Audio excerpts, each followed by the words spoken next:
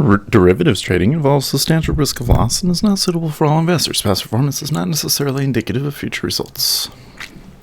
I'm a little, I think I'm a little behind here today. Okay, so here's a link.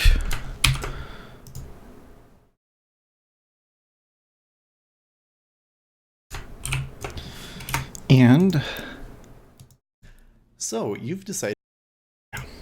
Yeah, I have. I have decided that I want to lose all of my money trading futures. Okay. Interest rates. Bloom, bloom. There's the YouTube. Don't need this. Let's check all of our news really quick here. Well.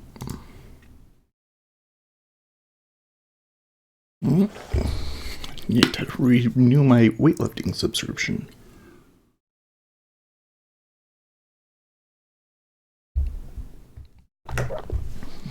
Okay. So, yesterday, Bitcoin is still being troublesome here with the data. I'll have it reload the data. Okay. So yesterday, the E-mini had a pretty strong move up. We went past that previous high. We are still not through the top of this, but it's looking good so far. Here you can see pretty strong move up, and today extending it a little bit. But Treasuries kind of flat yesterday. Of course, they did move down finally after the session. But they were having a really hard time at 28.5, and now here even today, we are back at that number. So yeah, there's a lot of interest here at this spot for whatever reason. Maybe some people playing the numbers that are about to come out. So let me just make sure I got my workspace all set up here correctly. So the news I'm hearing is that President Trump is expected to sign the border security deal. I'm really shocked because of what it does to ICE, but we'll see what they do. That's super interesting. Anyways, so today we have the CPI number. We have a forecast of 0.1. The previous was negative 0.1. And the core CPI is 0.2. Because, of course, energy has been declining, and that's kind of what's been leading to that decline. That's why it was negative last time. The CPI, the core CPI was 0.2. Spot 2. That's the way the British say it. It's spot 2. Spot 2%.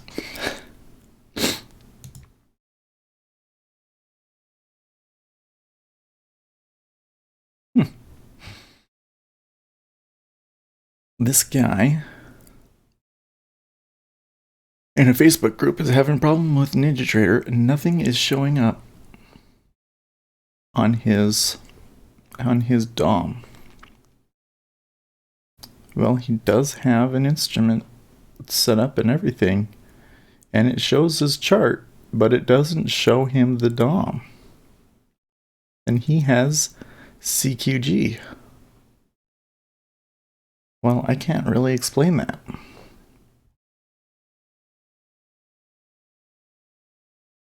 You guys got any ideas for him?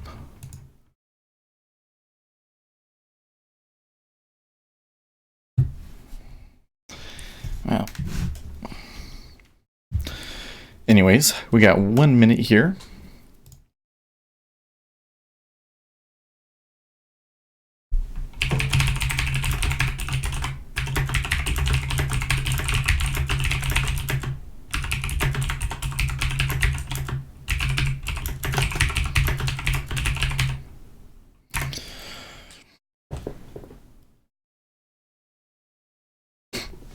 Blow my nose.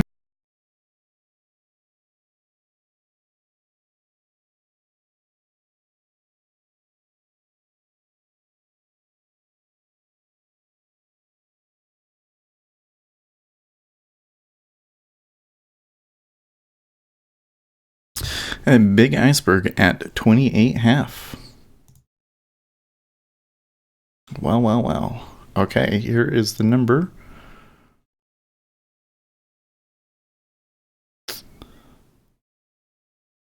Strong push down. Nope.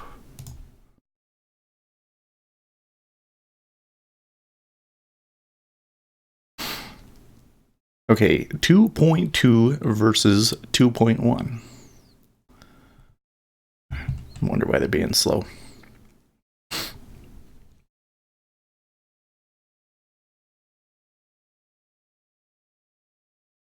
Okay, good.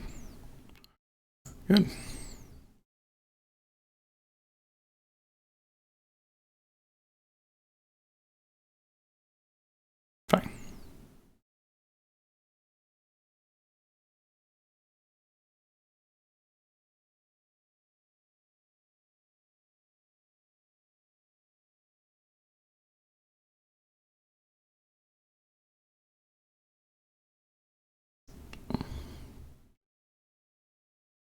Zero versus 0.1. But where is the core? Why are they not giving me the core number? You're useless, Twitter. It's 0.2 versus 0.2. But it was 0 versus 0.1 on the regular CPI.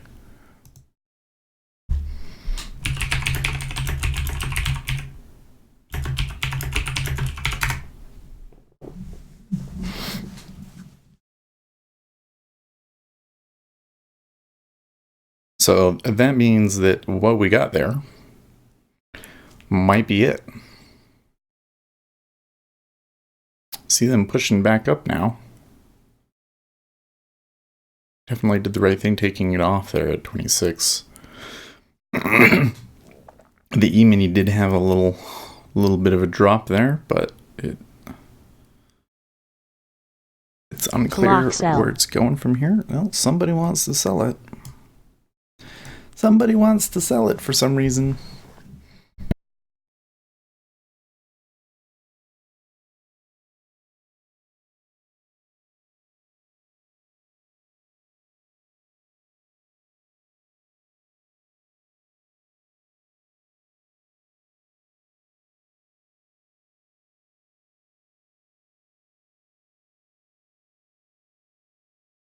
Trump likely to pursue executive order to reallocate federal funds to border barrier projects, Washington Post reporter on Twitter. The White House official told the Post this morning that President Trump sees signing the border deal, if passed by Congress, as the way to avoid another shutdown, but he would also likely pursue an executive order to reallocate federal funds to barrier projects, the official said. Okay, so now they are putting a little bit of pressure on here, and we'll see if they go through 25. Good morning.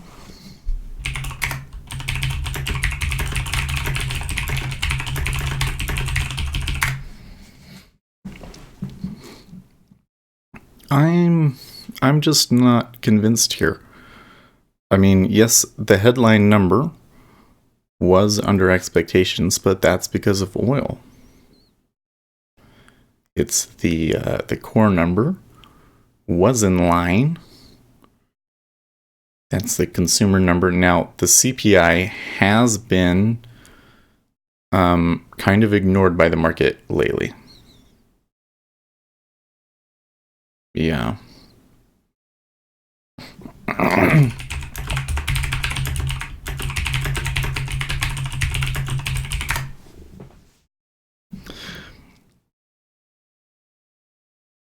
But the PPI, what's been happening has been that they have been getting some inflation, largely because of trade wars, and they're not passing it on to consumers. And so the CPI number the core CPI number hasn't really been moving.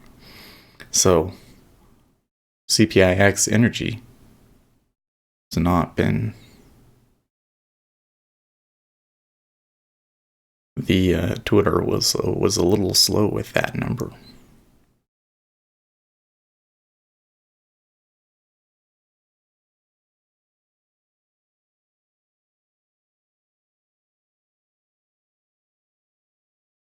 It gave you a really good like push down and retracement that you could have taken, like a 28.5.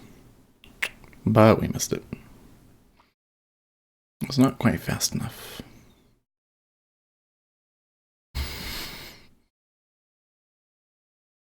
Good morning, BDT. That's a new name. Welcome. Welcome to our lovely stream.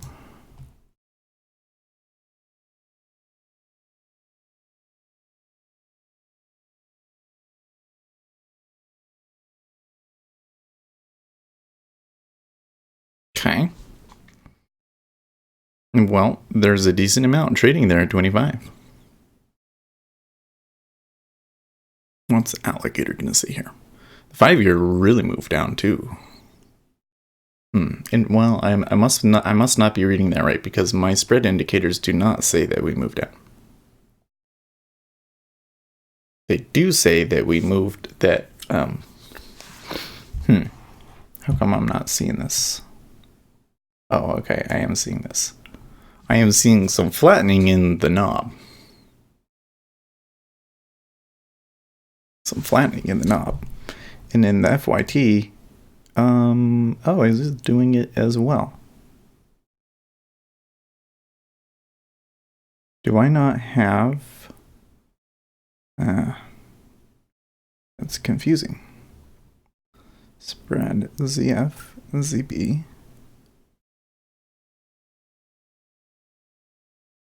Oh, maybe I have the wrong ones on here.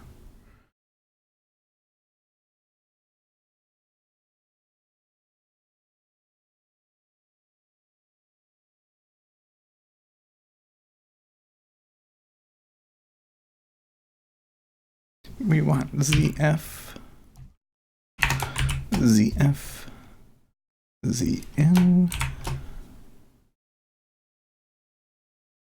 and we want it in 3-2.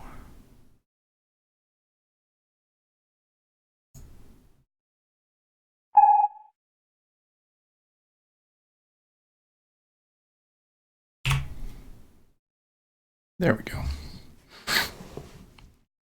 CPI, the index for airline fares, continued to fall in January, declining 0.9%. U.S. consumer price growth slowest since September as gas prices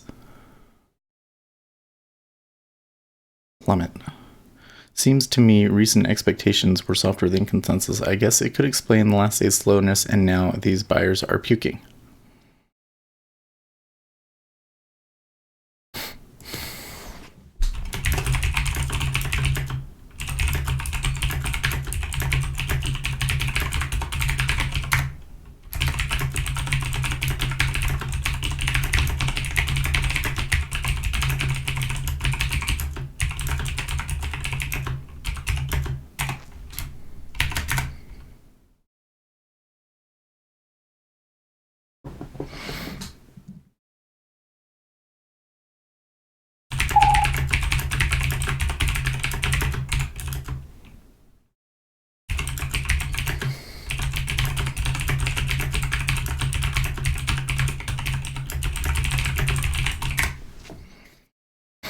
Well, that is a 13K iceberg on both sides there. I'm not going to touch that. I am not going to touch that. That is a lot.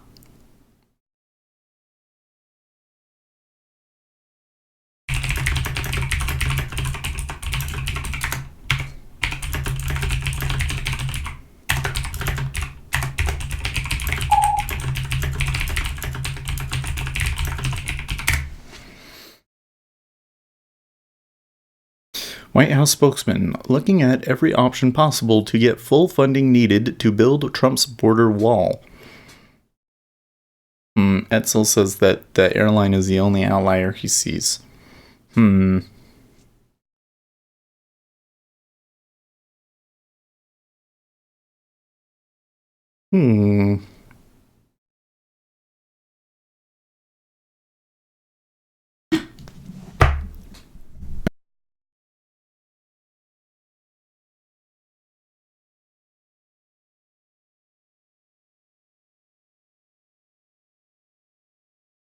Wowzer.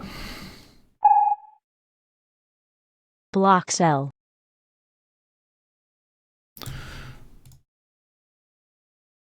Well, I think I have to take that one. What is this sorcery? Says Lucas. Right. I think what I'm just seeing there is mind-blowing.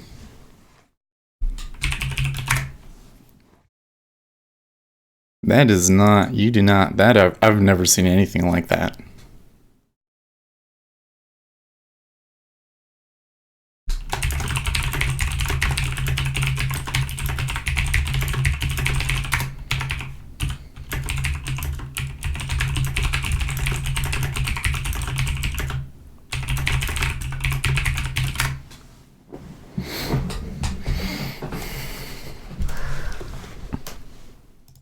Yeah.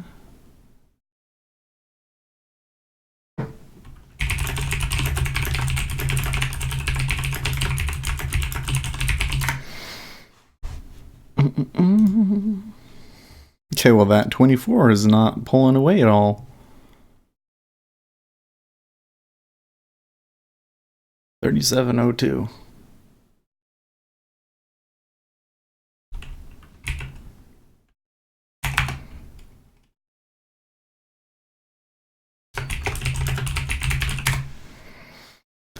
So Alligator is suggesting that the reason we are moving down so aggressively is because Donald Trump is going to sign the border wall deal. It doesn't really give them much money, but they're going to try and find those funds through alternative means. I would still be a little bit cautious and skeptical about this, because it would not be the first time that Donald Trump has said in principle that he would do something and then pulled the rug out from underneath of everybody, right? But they are, man, and they're selling pretty hard at 24 too.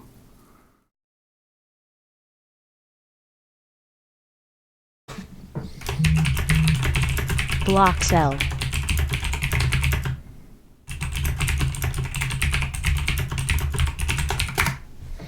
This is something else.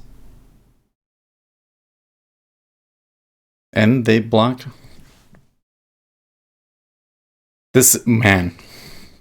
I mean, I don't want to, like, annoy you guys with, like, but holy shit. Holy shit. They block sold 24 halves. They block sold 24, and there was 10K iceberg at 24, and they still pushed through it. That's now like 3-4 prices that they've gone through. That is insane. That is insane. I don't know. Yeah, somebody definitely wants to sell.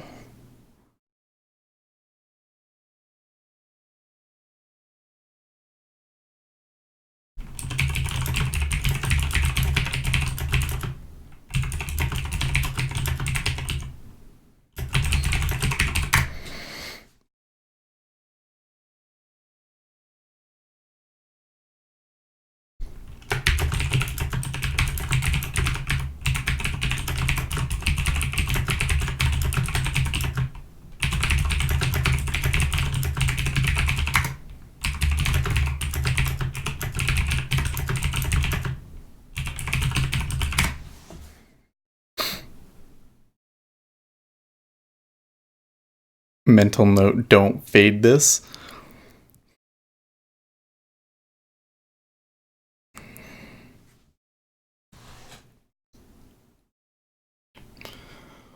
I don't know. This is the sort of thing that can flip on its head really quickly. But the one time I recall seeing something like this, that turned into a trend day down. I think, though, the last time that I saw it was on the way up. So maybe a little bit different. You can see here, man, what the fuck?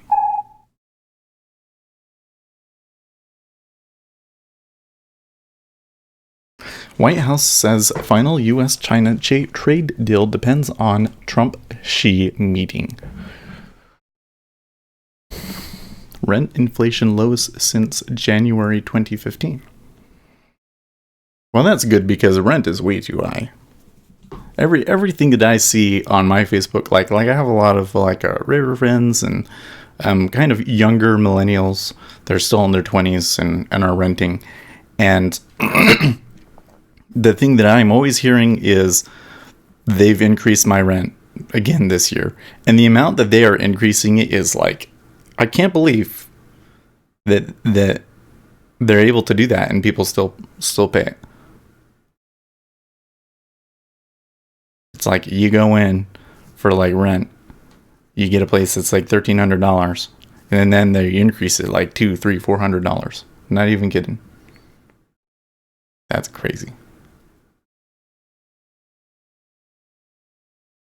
How do their renters afford that? That's just not good for your renters. Man. Okay, so they were willing to sell it down there, but they didn't put a strong offer on it. At 23 is not getting hit. I need to start looking here for some direction. Okay, so there is 20. No, not CB. Not CB. Okay. So there's 22 half. And then there's this low 19. Should mark that 19 as a pivot.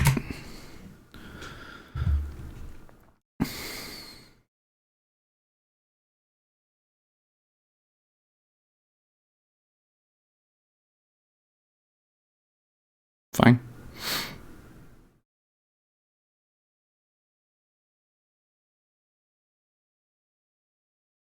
That's wrong. There we go.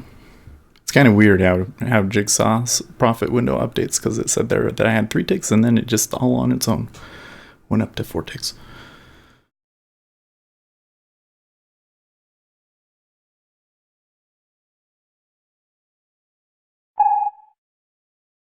Comments from Fed's Mester are the same as yesterday. Do we have other news today? They're hitting back. I don't know. We do have crude oil inventories today. Don't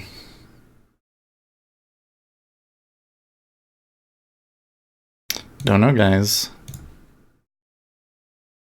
I got out.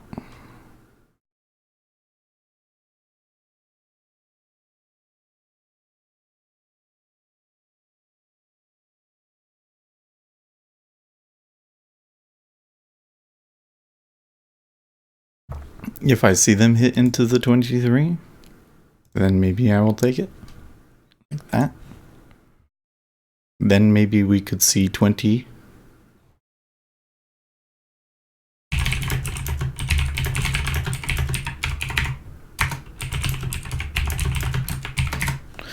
It seems to me context is shifting to risk on environment shutdown avoided, trade talks, steady economic data fine in the United States.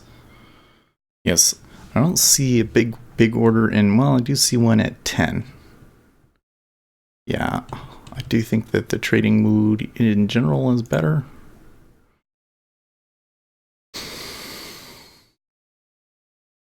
But why would you see these huge icebergs? Okay. So he took that 23 almost all at once.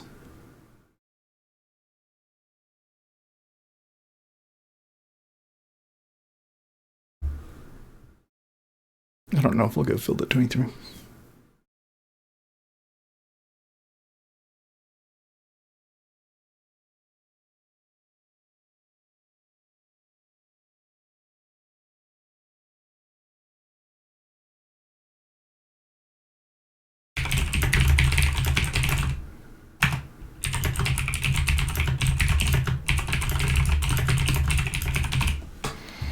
Oh, you know what? I have this up, which I don't want.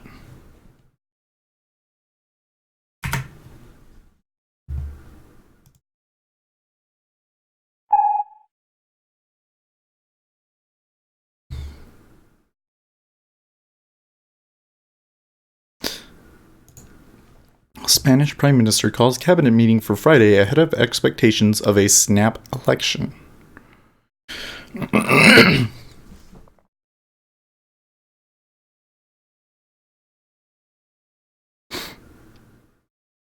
So I don't like that we just ticked down pretty strongly again at 23, and the tenure is not really reacting or doing anything. Okay, so they hit back there at 23. So it would have gotten filled.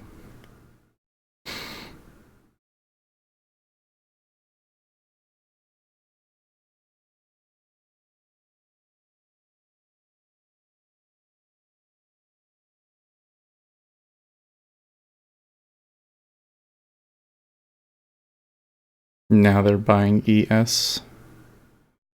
Yep. Lots of volume behind it too.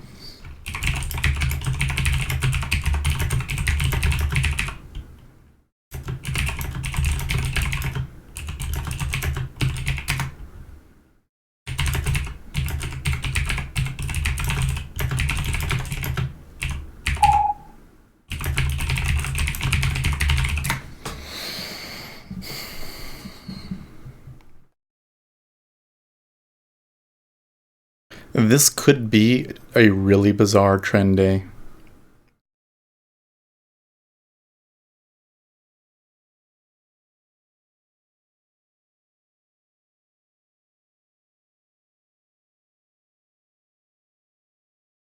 You see there at 23, another 5 to 10k iceberg potentially.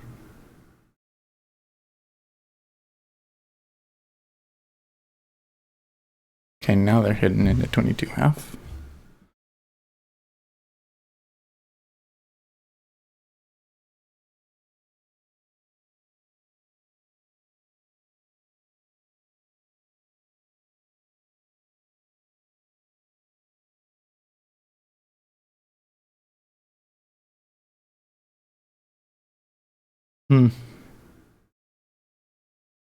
More absorption at 22.5.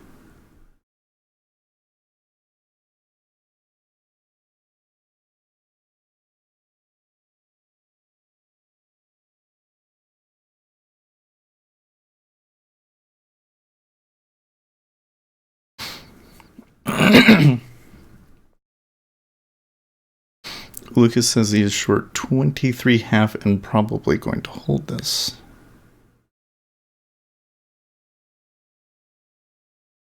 Okay, there's 7. Now there's a big order at 22. Well, I just can't mess with this here.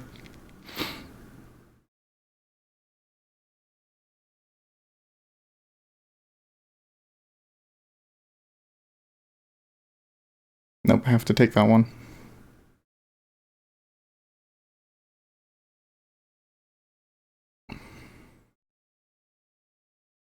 Okay.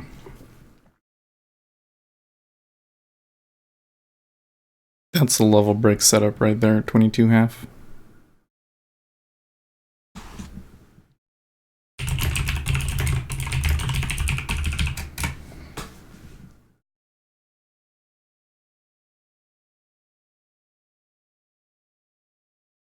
Hey, Jan.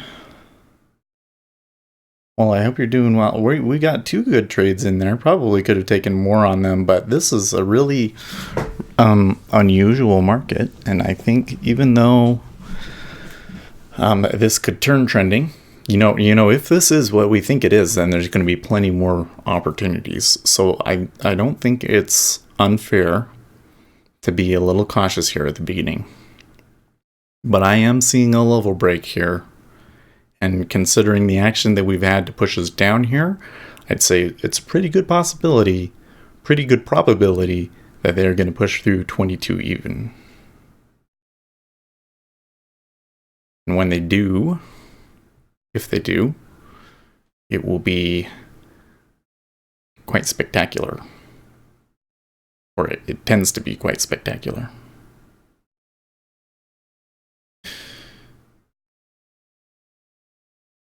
Probably need the 5-year to tick back down. Okay. It's not quite there, not quite set up. Macrofast markets hot makes you wonder who's doing all the buying. I don't know about that. There's a lot of people that sold in December. There's a lot of people that throughout this whole bull market never bought and have to catch up. So there's probably plenty of money out there to push things up. There's also probably a lot of people hedging right now.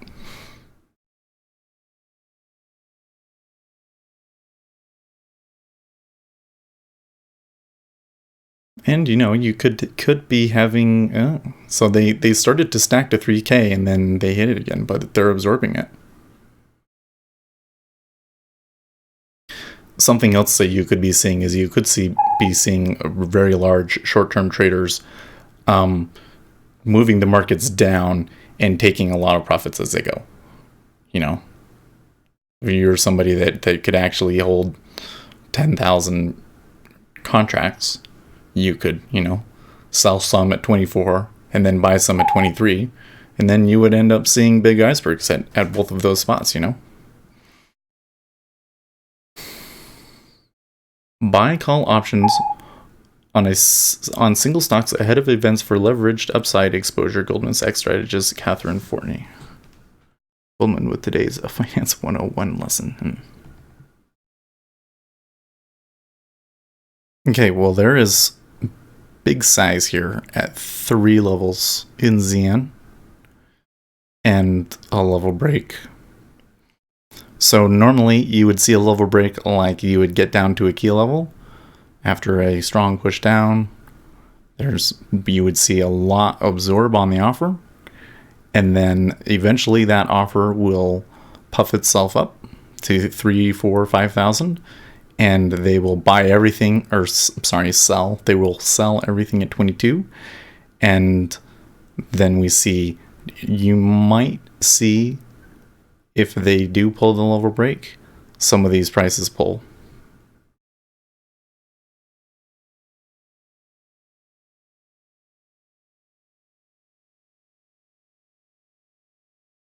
But we've had pretty strong trend.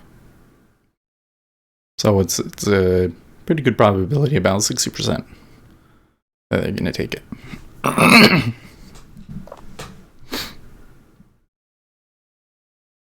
Okay. Well, that 5-year doesn't want to go yet.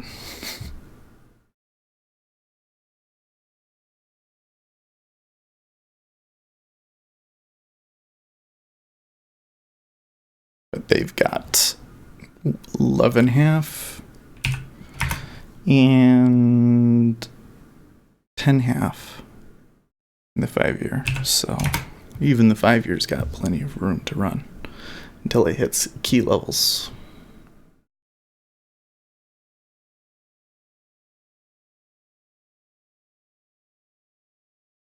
Uzi thinks he got out too early. Well, you took 25 to 21.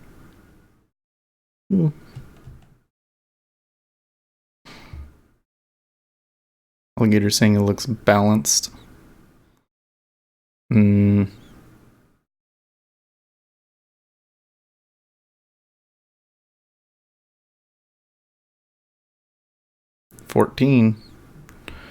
14K offer.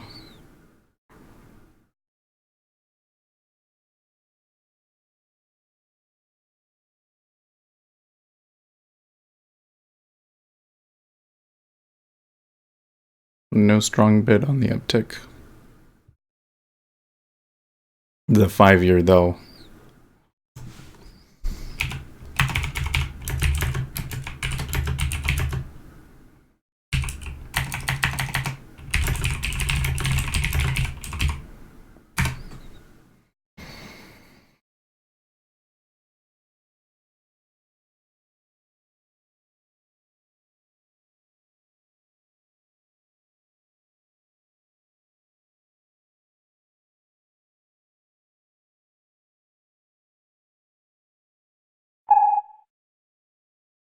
Reports J&J to strike deal for robotic surgery company Aris for $3.4 billion.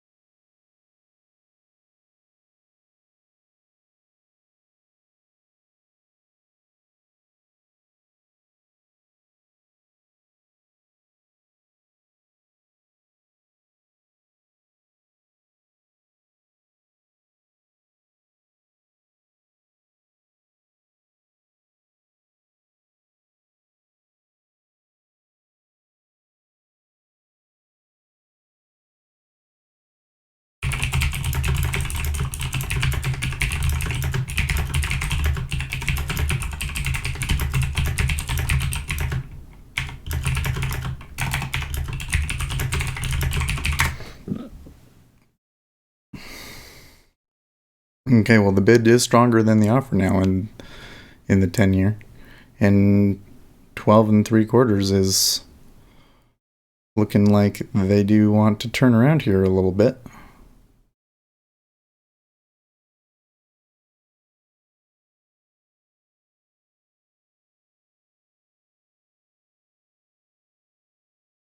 Mm.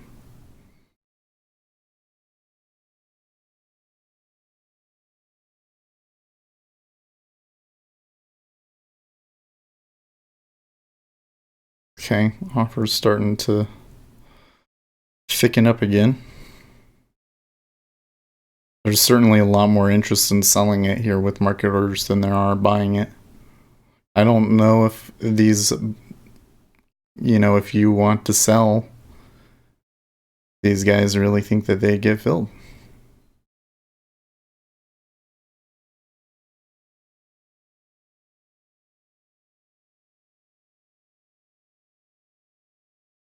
Six contracts, not terrible, I ain't mad, but my trading plan called for 16. Selling near lows makes me nervous. The block buys popping in make me edgy. So are you seeing pretty big block buys in the 30? Well, I'm only seeing a few at 20 and 21, a few hundred lots, but nothing huge.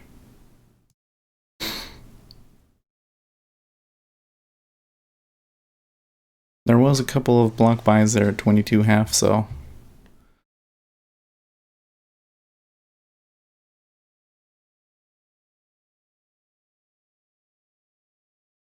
buyers and sellers don't seem to agree here, though.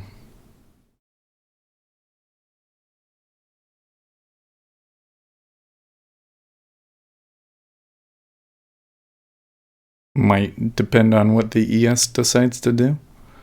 Did they push and make some more new highs and push up to, this high, this overnight high? It's not very far. Have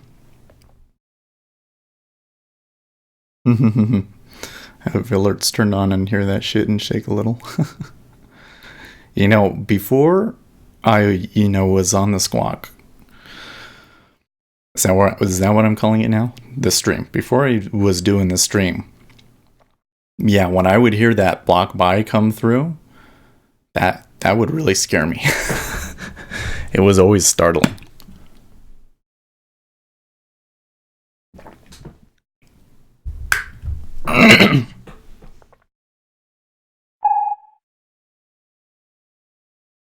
Lucas says he got out at 23 with a fat finger error.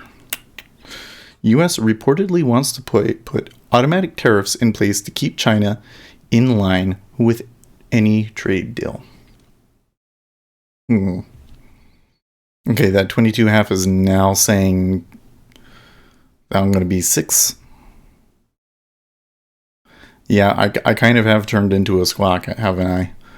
Unfortunately, my data is not as fast as the paid service. I'm trying to enunciate. I haven't been doing the British accent. I don't know, it just feels too awkward for me, but I have been trying to enunciate so that what I say is clear. So I hope that sounds good. So especially in Utah, we have a really strong tendency to, you know, de-emphasize consonants. The volume at each price is really high. Well, that build at 22.5 is definitely high.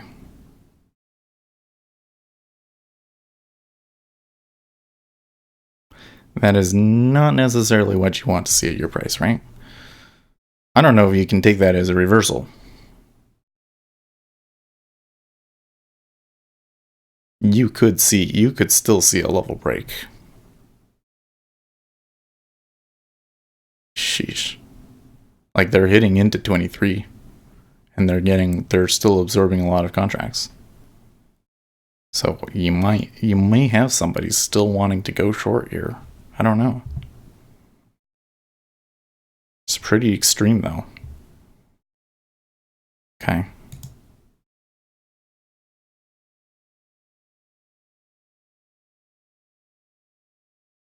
Well, I think I have to just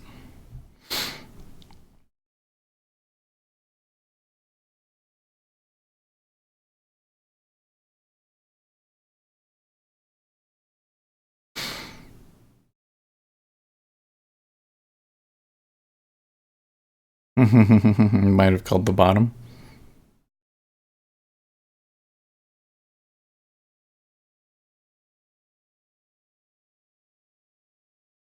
For what it's worth, this story about the U.S. wanting to put automatic tariffs in place to keep China in line with any trade deal is quoting a New York Times article that was published yesterday, according to Sigma Squawk.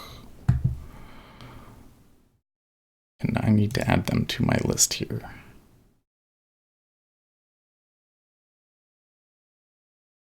Edit list. I knew that there was another.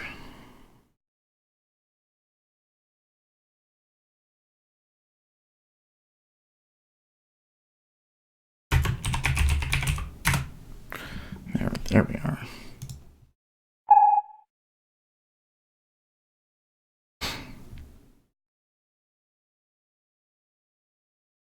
But yeah, I have the feeling there's going to be a lot of opportunity today.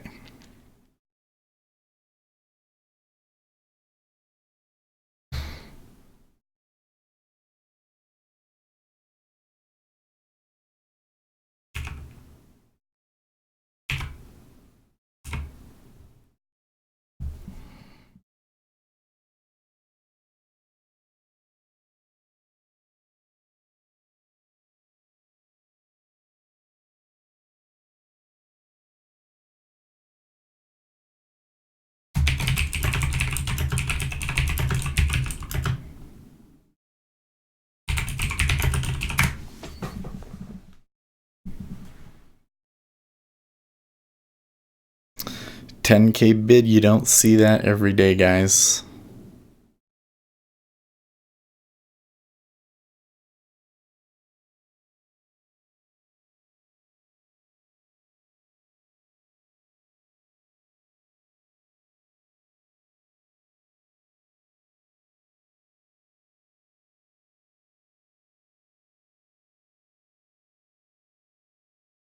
Wow.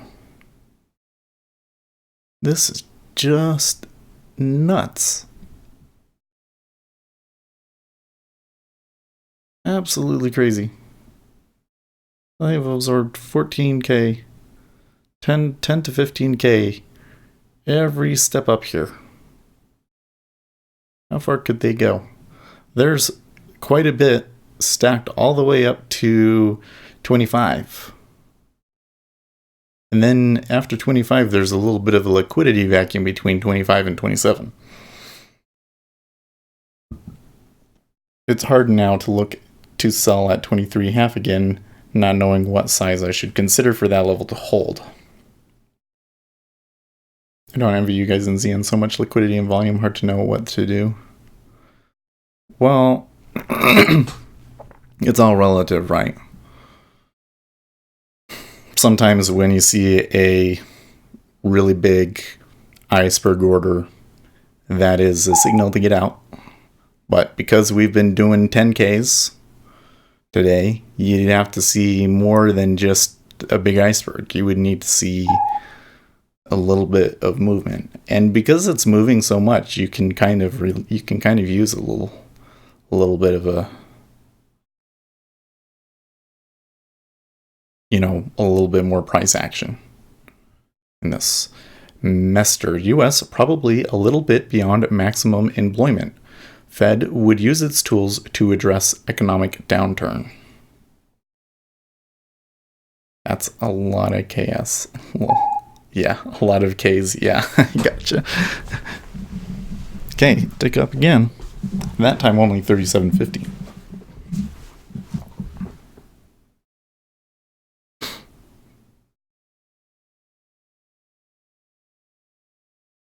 Stronger banks can help mitigate downside in future recession. Fed would use its tools. Yes, I see. It really is the case. I think the strange conundrum, and I don't understand why I don't hear this said more, but from a very, very high level perspective, the more risk you take on, the greater your opportunities for profits are, but the greater your opportunities for losses are. If you take on less risk, then your potential upside is less. And what has happened is we have decided in our economy that we're going to take on less risk. And so all of the things that we have done to inoculate ourselves against a financial crisis does mean that economic downturns are not as extreme. And that's why we've been able to have 2, 3, 4 financial crises since 2008 and never actually go into a recession. The prime example being the Euro crisis. Didn't go into a recession. It was just kind of like a flat year, and then it kept going on, and it was like, oh, the bull market continues. But really, what it was that the markets came back, and it didn't result in a recession because we have so much risk control now. And the downside of it is that, yes, the markets go up, but not as much as they used to. Or at least GDP doesn't go up as much as it used to. We'll say that. Because sometimes the stock gains have been pretty crazy, right? Still looks short in ZB, but the aggressive seller seems to have turned the volume down a bit. Well, I am noticing that 22.5 has pulled. It is not as thick anymore.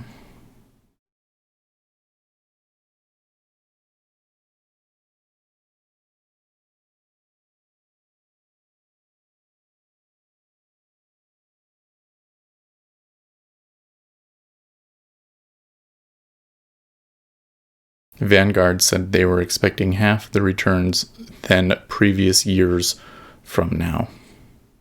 Yes.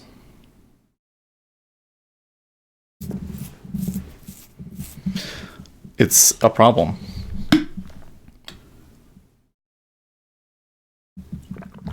Maybe in an ideal world, low growth wouldn't be such a big deal.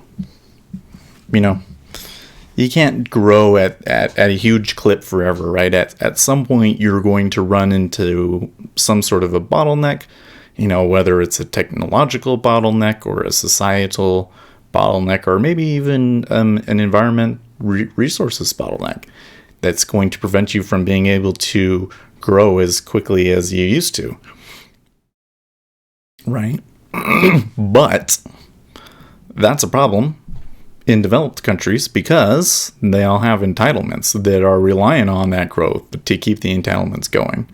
And if the growth stops, then they can't pay those entitlements back. They just take on a lot of debt, and then you have a huge mess. New highs for the USD JPY. Okay, so as we've been moving down, the JPY moved. Well, yeah. This move down was correlated with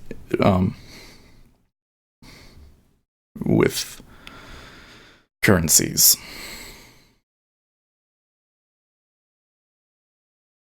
Move down was correlated with currencies and frankly a little bit with equities. Equities did move up a little bit, but not huge.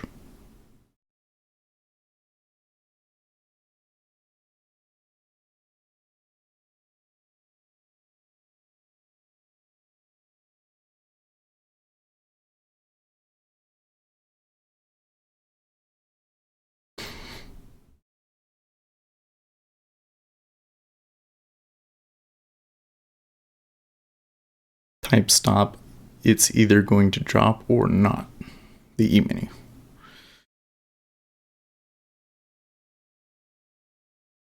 I'm really uncertain about what the E-mini is going to do.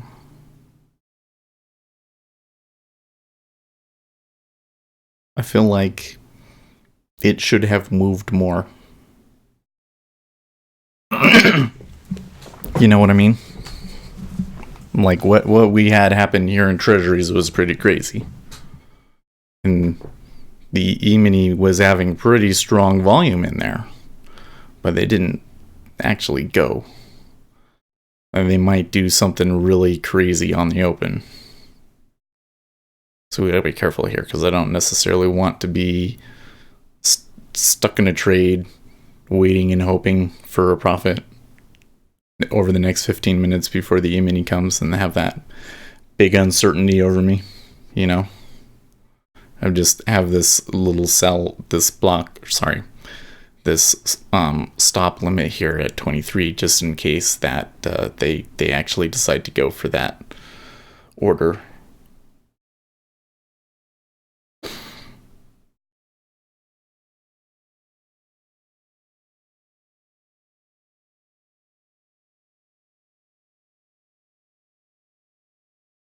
It's really thick on both sides, you know? 6 to 7K at almost every price in the ZN, when it's normally 4 to 5. Normally you see 4. There's a lot. There is a lot of liquidity here today.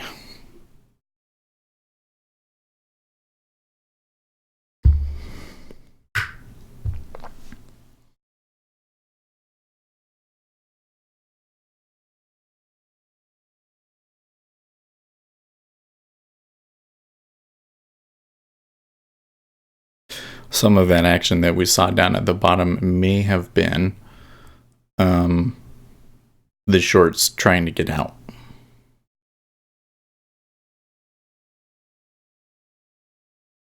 Because the overall delta did equalize.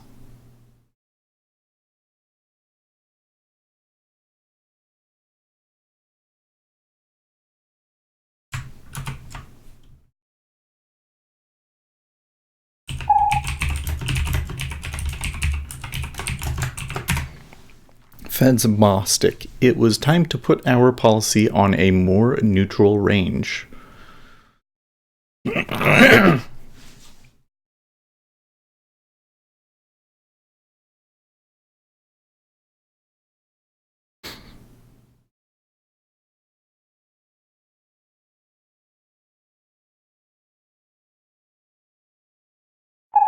My view has not changed very much on how monetary policy should operate. Whoa, how much traded into 23? I don't even actually see any orders there.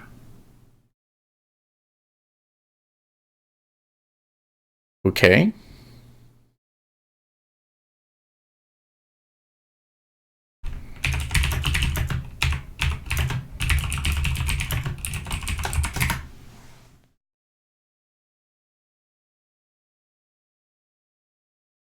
Did you guys see that? I mean, I looked over here, and then I looked back, and it was completely gone.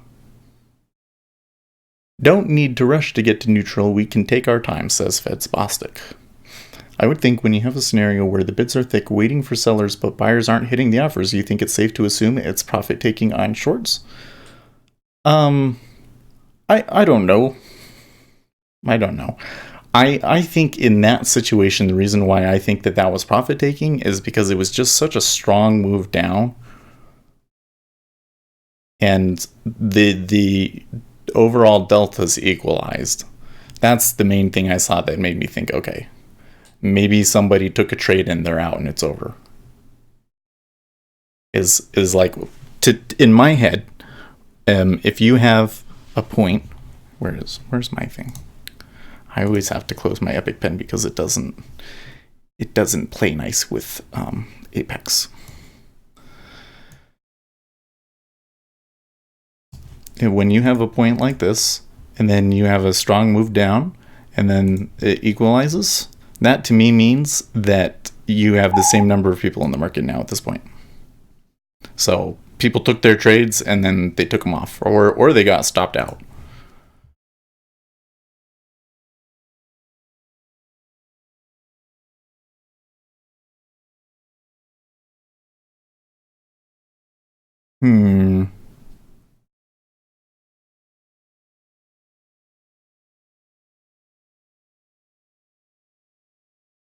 Well, they were able to come back there pretty easily. I thought that they moved down really easily. Curious.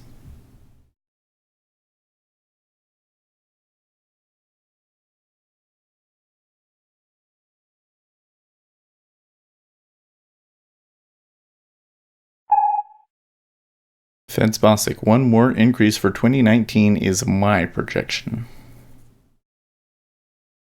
Oh, so do we know what dot he is now? Did he just give away what dot he is? Is he a voting member? I don't even know.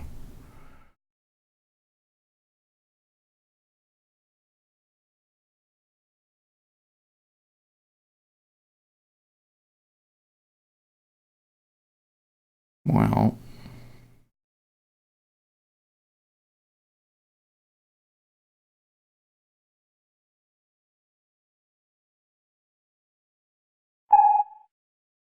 If we stay at 2.5% GDP growth for the year, consistent with my forecast of a one rate increase. I see. Does anybody think that we're going to get 2.5% GDP this year? Because I don't. I would love to be wrong. I think that there's a high probability that I'm wrong about that, but the way that things have been going right now, I don't think we're going to get 2.3%. And that would be great. That's what it should be.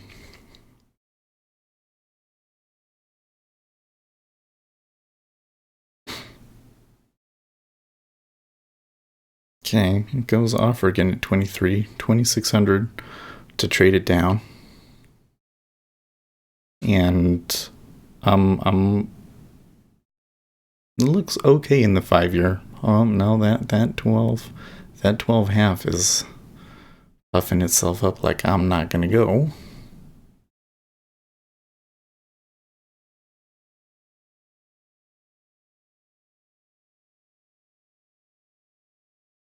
You'll never take me alive, sellers.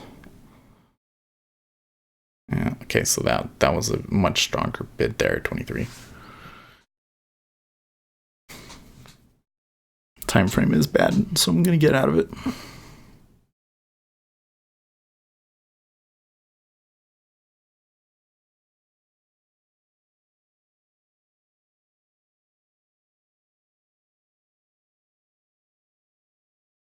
Okay, cool.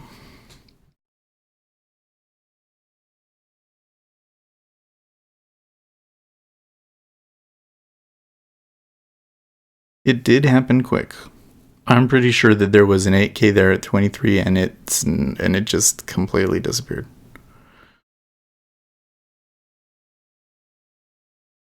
This is when your mind starts messing with you. Like there was like 8 to 10K there bid at 23 at one point, right?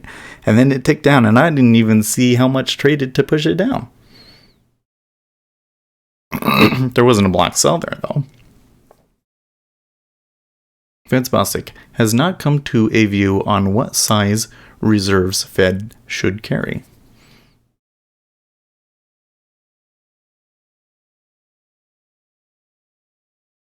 E-mini is moving down a little bit.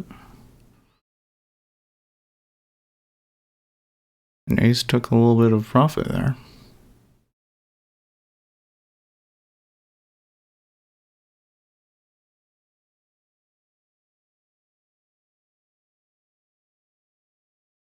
And the 23s, it looks balanced.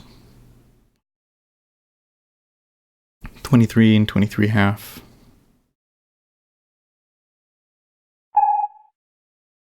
Italian Deputy Prime Minister Di Mario. Italian government will last for full 5-year term.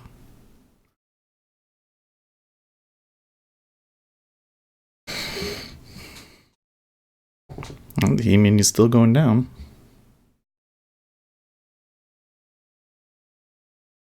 Americans lost 143 million in online relationship scams last year. What? Huh? Oh man.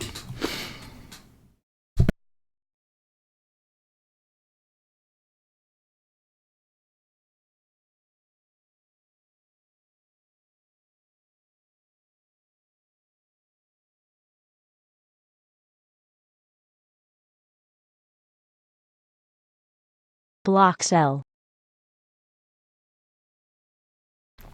Okay.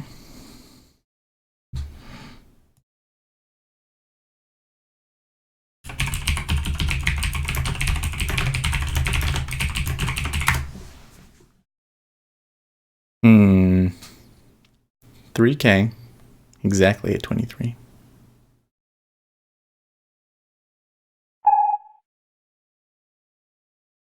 Bostic says government shutdown not going to show up in numbers too deeply. Another layer of uncertainty, though.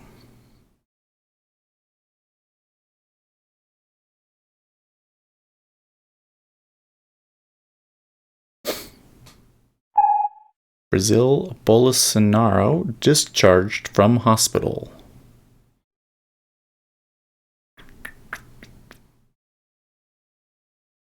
Don't know what that's about.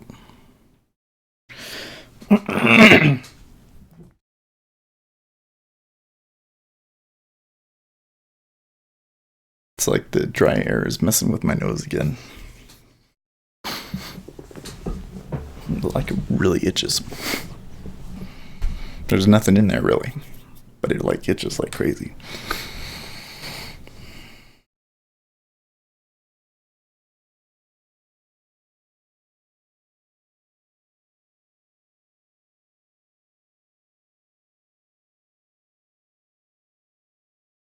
Importance to not go too fast normalizing and inadvertently restrict economy. Fed does not need to rush getting too neutral and can take time.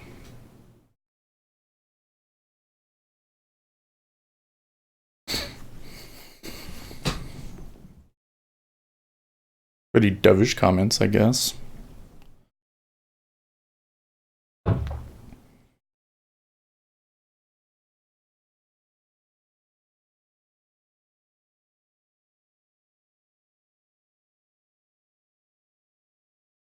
Quite a bit. Trading there at 23 again. I don't know. And they traded up. It's pretty bullish.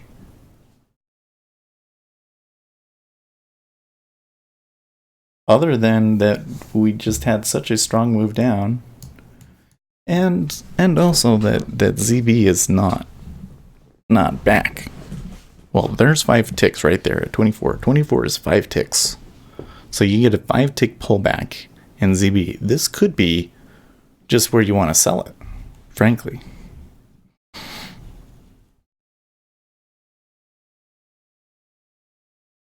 Except for that the E-mini is about to open, so let's see what happens.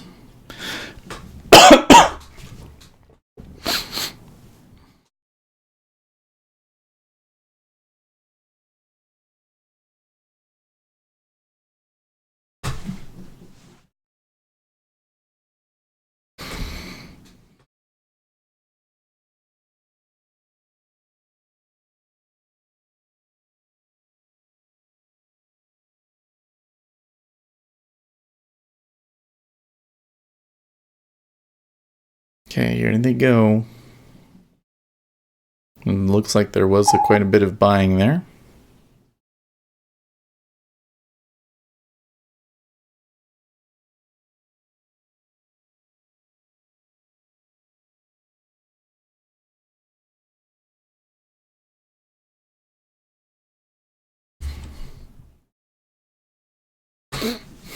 Not quite actually as crazy in the E-mini as I expected.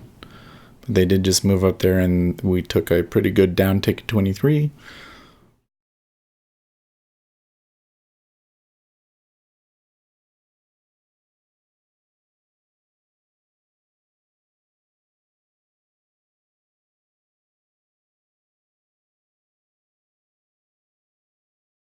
And lately I've been playing this one, but hasn't been working out very well for me, so I don't think I want to mess with it.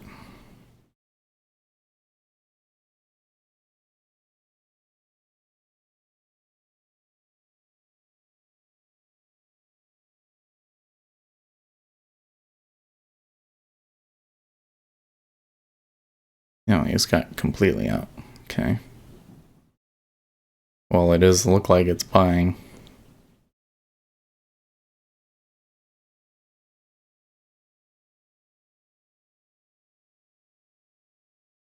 Okay, iceberg at 22 half.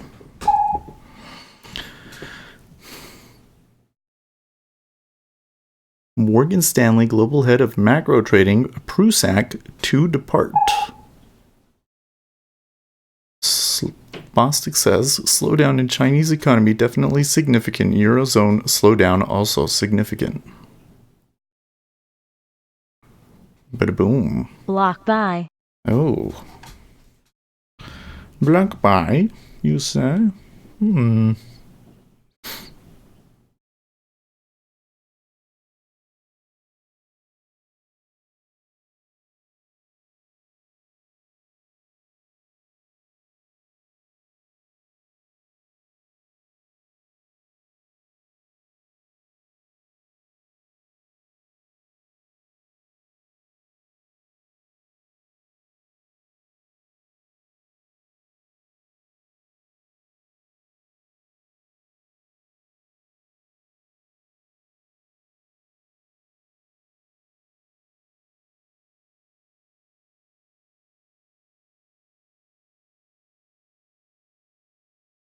E-mini's moving up.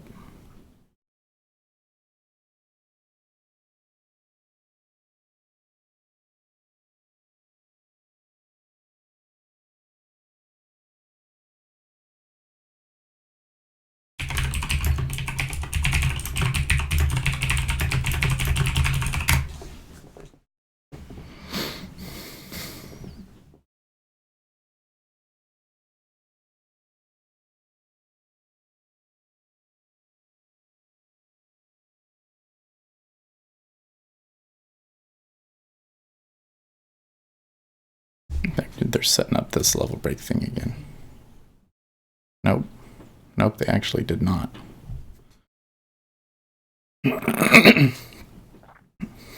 They could do it, but there was not enough absorbed there for me to be certain.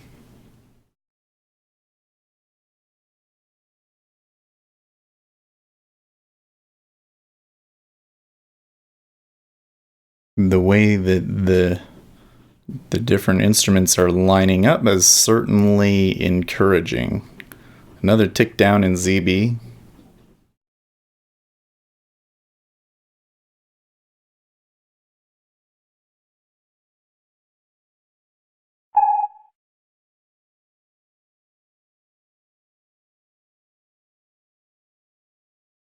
US stocks open with gains. It's kind of funny how quickly how quick they are to decide that stocks gained or lost. Like 5 minutes of trading, and you already know what the trading day is going to be, huh? And they are often wrong. In fact, I think didn't yesterday they say they were get down? They opened with some losses.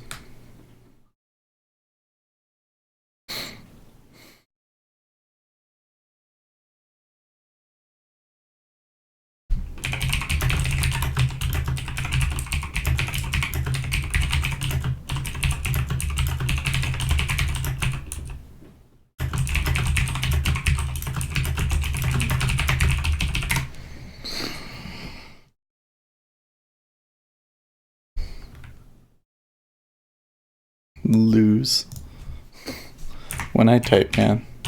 Sometimes the things I type. All right. That's your level break right there. Now, it's been pretty slow, so they might not do it. I think that my probability here is a little more like 50-50. But because the E-mini does look strong, they just about, I don't think that they quite did. I don't think that they quite broke the overnight high, but they're definitely going to, so.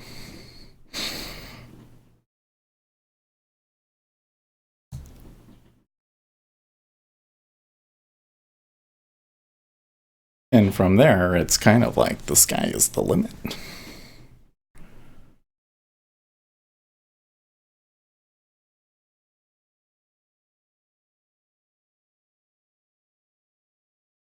If equities had a good update today again, that would be crazy bullish.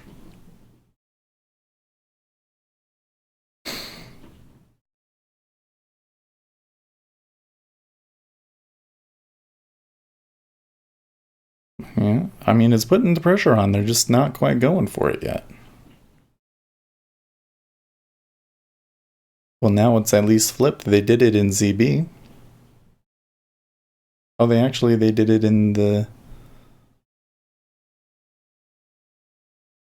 Did they trade that 12 again 120 before? I don't think they did. I think that it was 120 quarter. Or sorry, 12 quarter and 5 year. But the 10-year didn't actually tick down.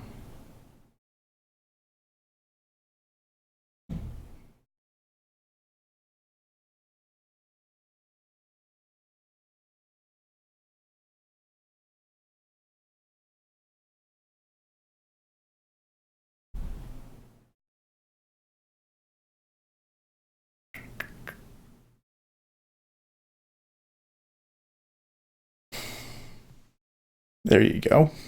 Look at that stack, 5K. Look at that. I tried to sell it. I tried to stop limit sell it.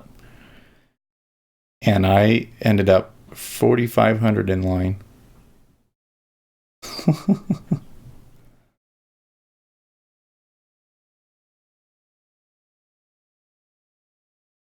Yeah.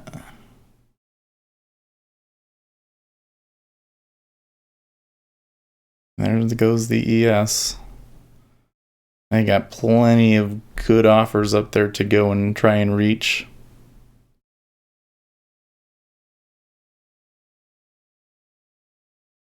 I think now you could, okay. So a little bit of stops at 21. I don't know if that's enough to stop it. But that would be a little cautious there.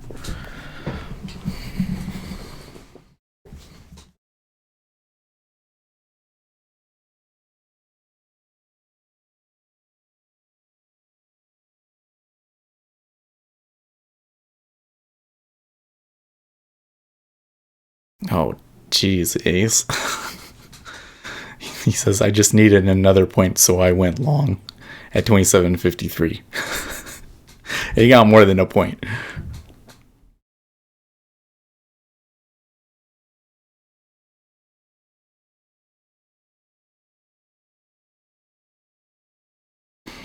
I'm wondering, by the way, after this one is done, do you have, like, what platform are you using? Can you show us, like maybe past 3 months stats? Because I'd like to know what your win rate on that is. So we have seen him lose, but, like, if I would calculate, like, the ones that he's told us, I think he's winning, like, 75% of the time. So I really want to see the actual stats to see what the parameter. Yeah. Eat trades. I want to see stats.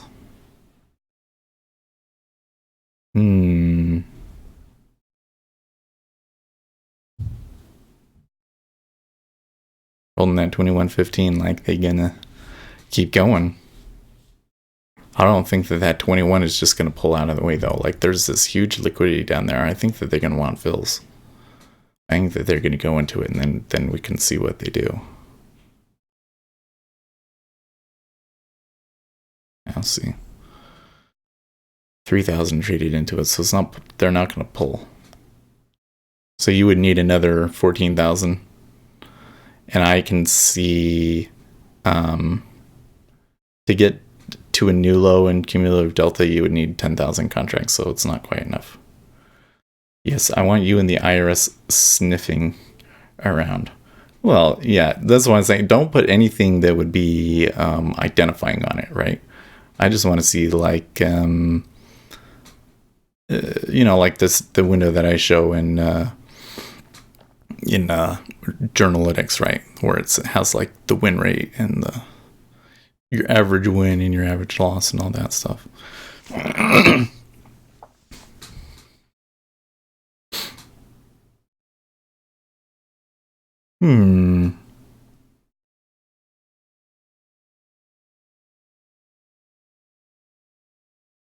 Curious to see if I'm going to get this short at 22 filled or not.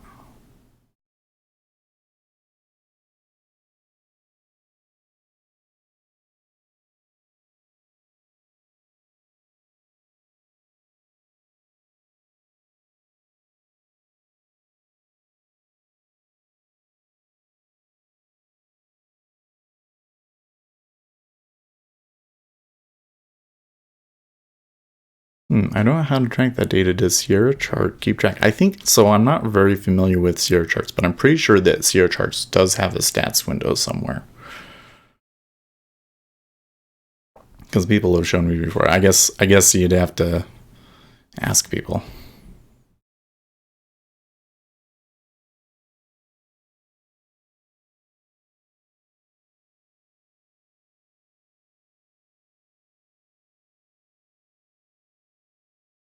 So I'm seeing a little bit too much volume trading here in the 5-year.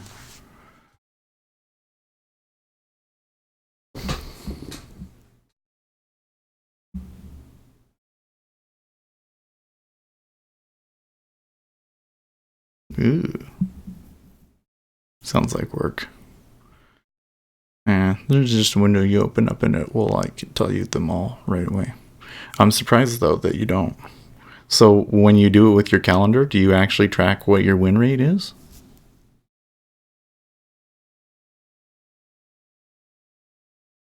Maybe I'm the only one that's so obsessed with such things.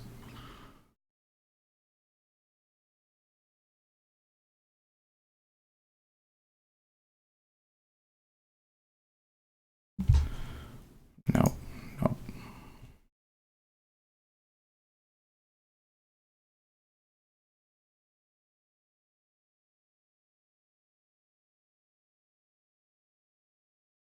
Just by my account size, I guess.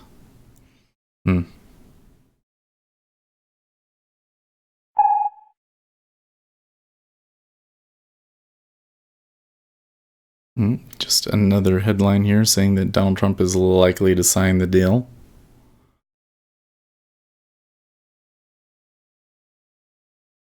Well, nothing's really selling back into 21.5, are they? Why would you if you can get filled at 22?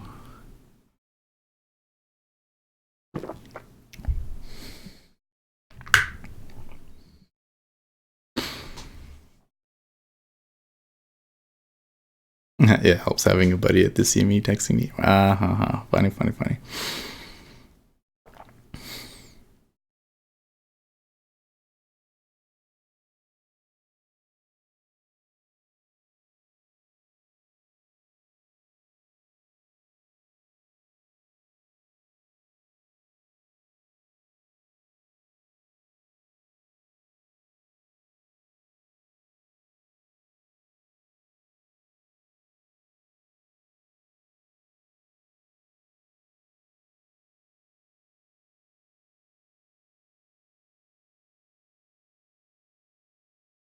Yeah. Oh, no. Yeah. See, the thing is you totally tell us everything about what you're doing in here, right? Good deal. Ooh.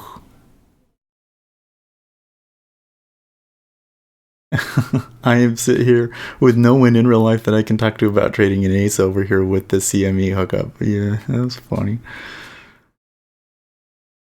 Yeah, so when I worked for Goldman Sachs, there's this guy. Um, he was an interesting guy. He was kind of a perv. I don't know what his deal was, but he was always he would be friendly with you, and then once you get to know you, he would start to say more and more, what would we say, like sexual things, I guess. Like he would talk about, oh, this one time I went to like a titty bar or a bar like this in New York. So I don't know if maybe he was like a swinger or something, and he was trying to tell if people were like into that or what the deal was. But anyways, he was a really friendly guy, and he knew fucking everyone. Holy shit. It was like they hired him on because he would like, they were doing stuff with the exchange. So like he would go and talk to the people at the exchange, and he'd be like, "Oh, Brian, hey, it's nice to see you again," because he had probably been fired for sexual harassment or something of that nature, in like every major financial company out there. So like he worked at all of the exchanges. Like he just knew everybody, and it was always. And there's the birds a little bit early today. See, we're all a little bit early today because yesterday it was 8 o'clock. Today it's 7:46.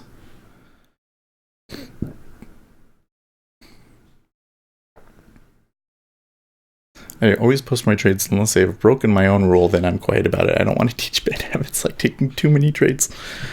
All right. Well, and that's where that's one of the reasons, though, why I think it's really good to post stats, because we don't always post every trade that we make, except for me, because it's a stream of video, right?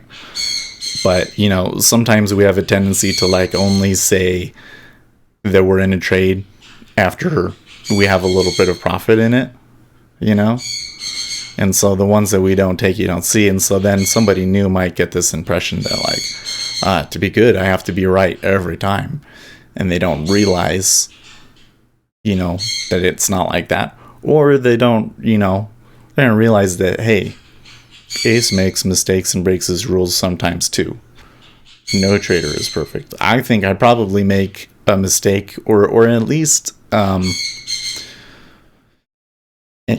least cut myself short a little bit every day. Probably make a major mistake at least once a week. My wife is good at chatting with me about trading. Kind of surprised how much she's picked up. Yeah. My wife was pretty good about it at first, but pretty soon her eyes glazed over. It's kind of like you can only hear somebody talk really passionately about something for so long and not be passionate about it yourself before you just like completely turn off, Yeah.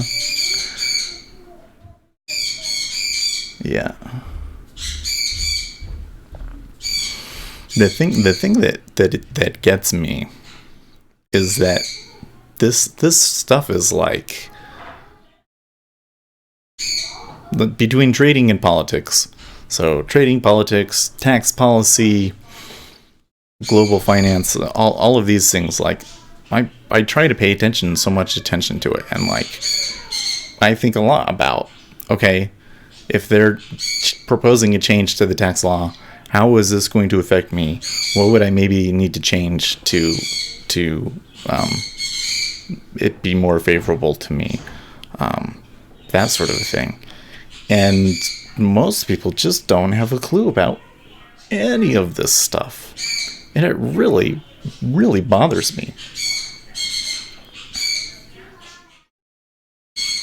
And it's not just, it's like some of the things that I'm hearing about, like the tax the rich kind of stuff, is like, ugh. Like, you guys just have absolutely no clue how the economy works. No clue. And you have such a passionate opinion on something that you know nothing. It's so dangerous. To me, it's just so dangerous. You could have a group of people just completely destroy the whole economy, frankly. and smile while they're doing it because they have no clue what they're doing. I mean, economics is a complicated thing. Even I don't know everything, right? There's too much to know.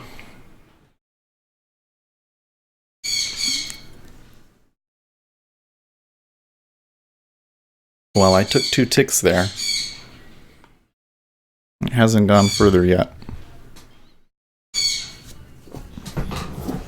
It has been doing the thing though where it's like, yeah, you get a pullback, but it's only like 3 ticks.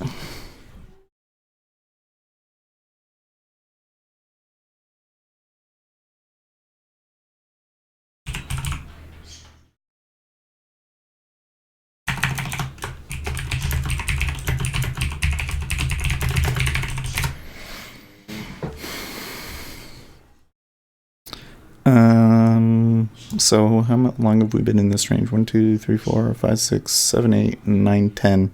So if we get another tick up, we could take this long. We get another contract going to 22.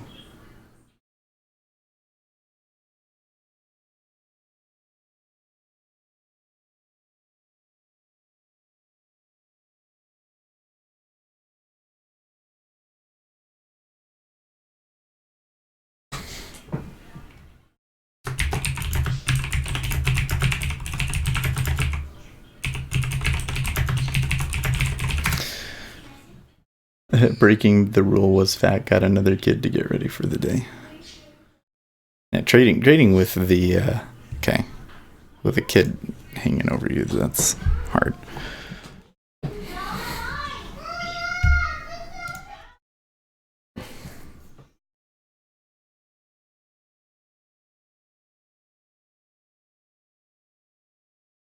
So we should see at least 23. Okay. Good, I got the fill.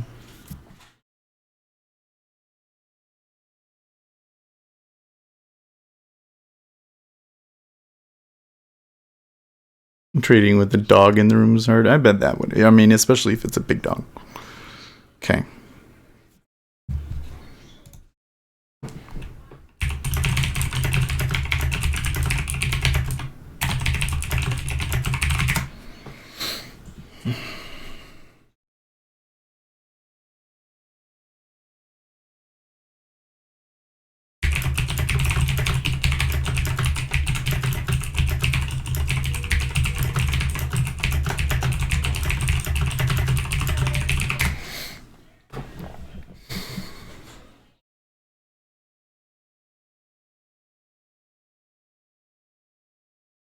So much volume at every step.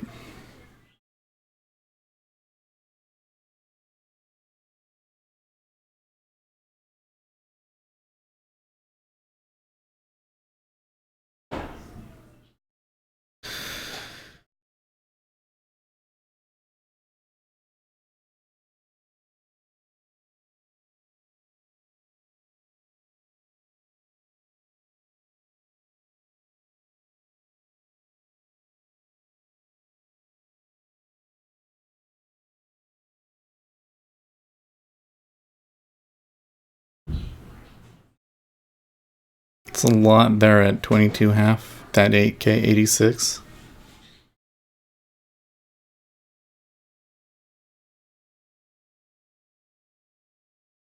But the stat is 80% 22.5, 60% 23. Bosick says we can take our time to get to neutral. Thank you. He already said that once. Must have said it again. Flipping the level 2 there. We're going to start hitting into 22.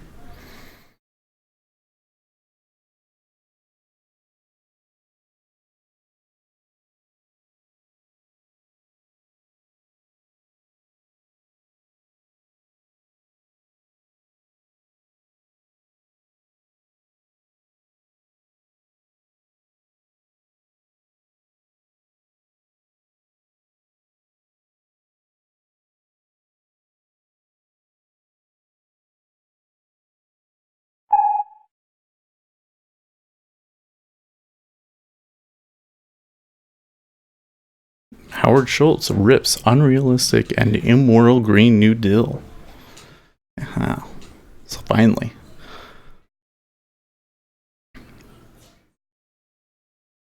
You know, I like it, but not sure a lot of potential limited upside. But how long?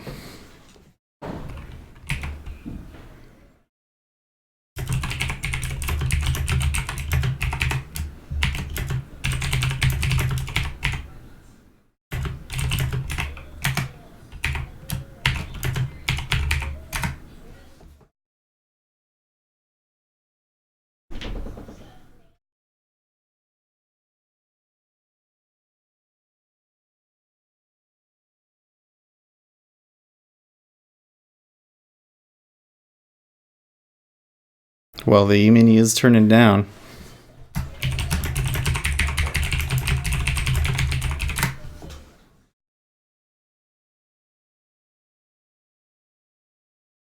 Okay.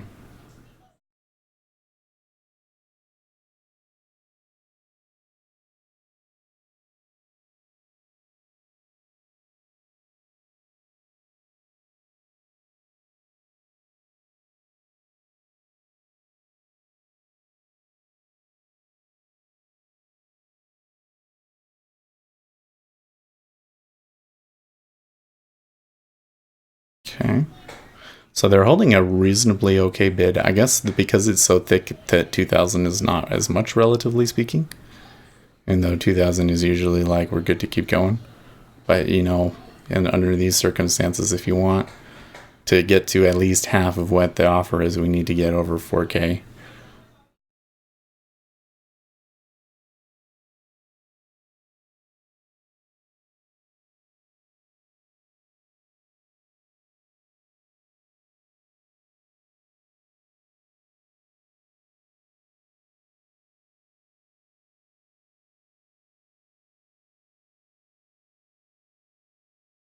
Yeah. 35.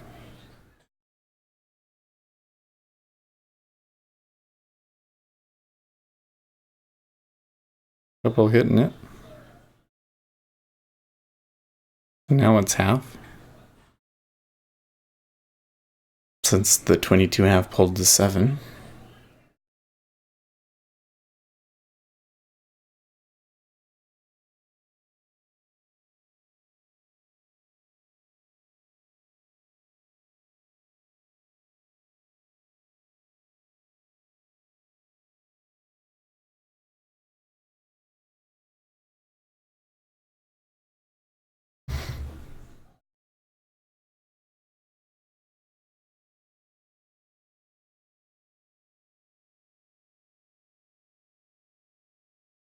Day traders position window doesn't actually see. Oh, no, it does. No, it doesn't. It doesn't actually see this yet.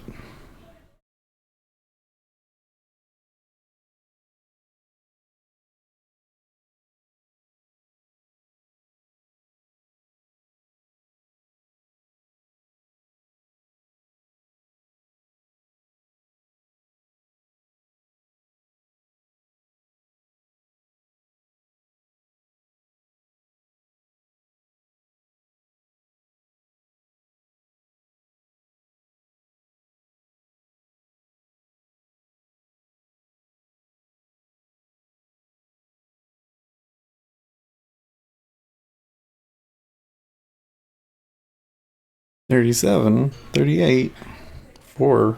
There you go. And it looks like that a lot of that offer just completely pulled now.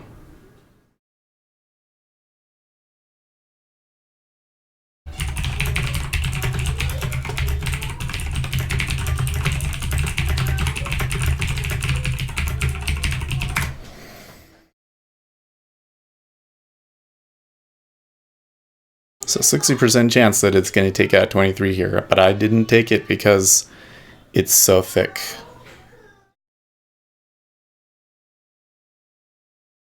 Would you mind explaining again how the cumulative delta value compares the resting orders that have to be filled before a move through a level can occur?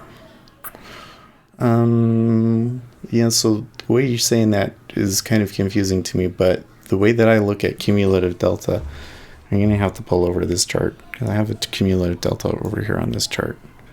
And if we zoom things out, so this is the cumulative delta right here. Can you see that?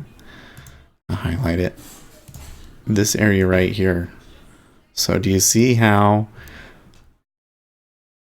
there was a big rush, a big rush of sell orders? And you can see here when you include the uptick and downtick, he had a lot of sell orders that were really able to move price, right? So things moved down, and then it flattened off. And so what I often look to see is if we have a move up, I'm always looking to see, okay, like let's just say that we came down and then we came all the way back up. Is the cumulative delta equal? Right? And then the same thing, it comes down and it comes back up. Cumulative delta is equal, but price is not. Right? So generally they should be equal. And when they're not, that is some sort of a divergence. And any kind of a divergence indicates a possibility of a trade. Now, it's hard to know which way the trade is, but you can tell contextually what the trade is, usually. So, although it's always hard, right? But in this case, like we came down and then we came back up equal in cumulative delta. But during this whole time, there was a lot of iceberging down in here. It was quite slow though. And there was icebergs on both sides. And so the cumulative delta came all the way back and they were only able to make it up like 3 ticks. And that to me means that probably a lot of this support here was people taking profits. And so because of that, I knew that there was a good chance that they were going to go a little bit lower. And so that's how I know. But I can also look at it and I can say, okay, you can try and estimate it, but this isn't very accurate. So like here it was negative 85 and down here it was 112. Okay. So that's about 20K to get down here and to go what? 1, 2, 3, 4, 5, 6, 7. Let's say 8 ticks. Right?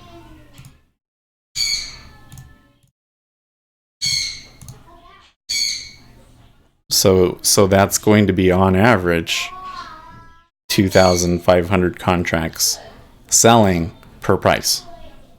But it's a little bit more complicated than that because there's been so much absorption here. We've been seeing like 15,000 trading on both sides of this.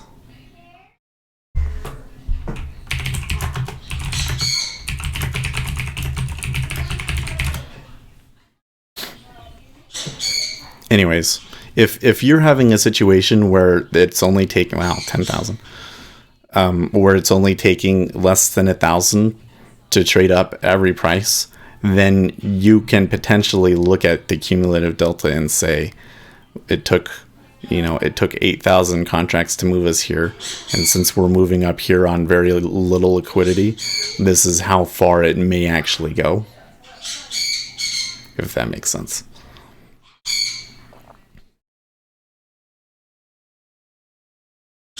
But I guess the gist of it is like, if I would take anything away from this, it's that any time you make a trade, even though some people don't think that they're actually making a prediction, I mean, obviously you don't want to say like, I think that it's going to go here and like hold to it. But when you take a trade, you're saying that based on the probability and the risk reward etc., everything calculated together, I have a positive expectancy when I take this trade, right? And really, when you're taking that trade, generally speaking, you are saying that I think the probability and the risk reward is that the liquidity and the market volume has changed like this, and that means that in the future it will change like this. So in this instance, it was that I think that there was a lot of market sell orders going down on the way up, and I think that that cumulative delta will come back and equalize, but they won't get very far. And that's what happened. And then we said, because that happened, people will then have a desire to want to sell again. That those people will go for a second try, and they did. So I hope that answers the question. I think maybe a little bit of what I was saying earlier, though, maybe made you think that I was trying to do something that I wasn't. Because it's really hard to look at the cumulative delta and say, I think it's going to go this far in a market like this where it's so thick, you know. You're probably better off looking at market profile, volume profile, and the level 2 to try and figure out where your targets are going to be. You know, like this one that I took from 21.5. That one was, like I said, 60% chance of touching 22.5, and 80% of 22.5 and 60% 23. Because it was so thick, I decided to take it off at 22.5, but I probably should have held it to 23. And now we've come back so much that we may indeed actually have a full-on reversal and move up above 24. But you can see here is where, you know, the high was before, right? And here's all of this liquidity. There's all these people with orders just above the high, maybe thinking they're going to get filled. That's what I've found tends to happen, is that they'll rest their orders just outside, and then if it comes up, and then it doesn't quite make it, and it goes back down, those orders just stay there.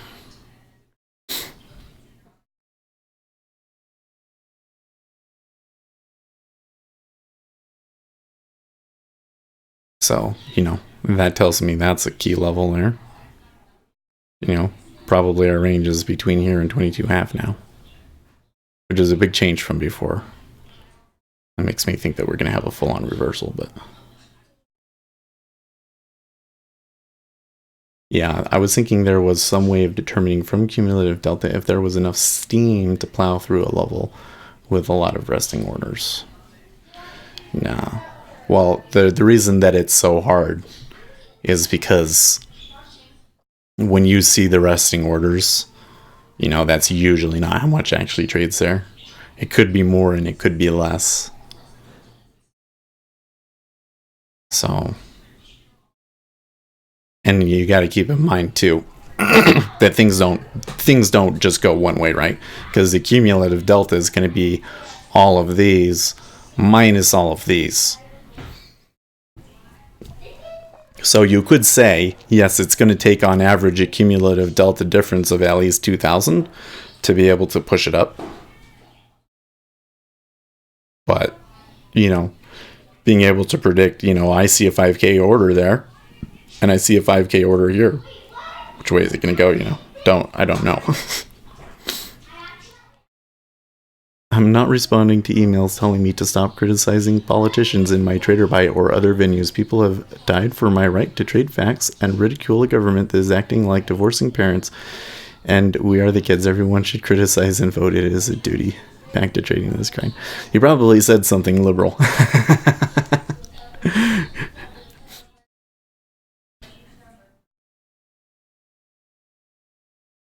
I mean, really, I don't see how anybody can be happy with what is happening in the government today. Like, you can say, yeah, we should not shut down the government. Fair enough. But we should also protect our border. It should also not be so hard to get freaking $5 billion or whatever the number was. I don't even remember what the number was, but like, your border security experts request a certain amount of money. That's like one of the few things that the government actually exists for, and they can't get it. And they had to shut down the government to get people to even consider it. And we went through the longest shutdown in history. We went through a 6-month try and negotiate things, and they still didn't get it.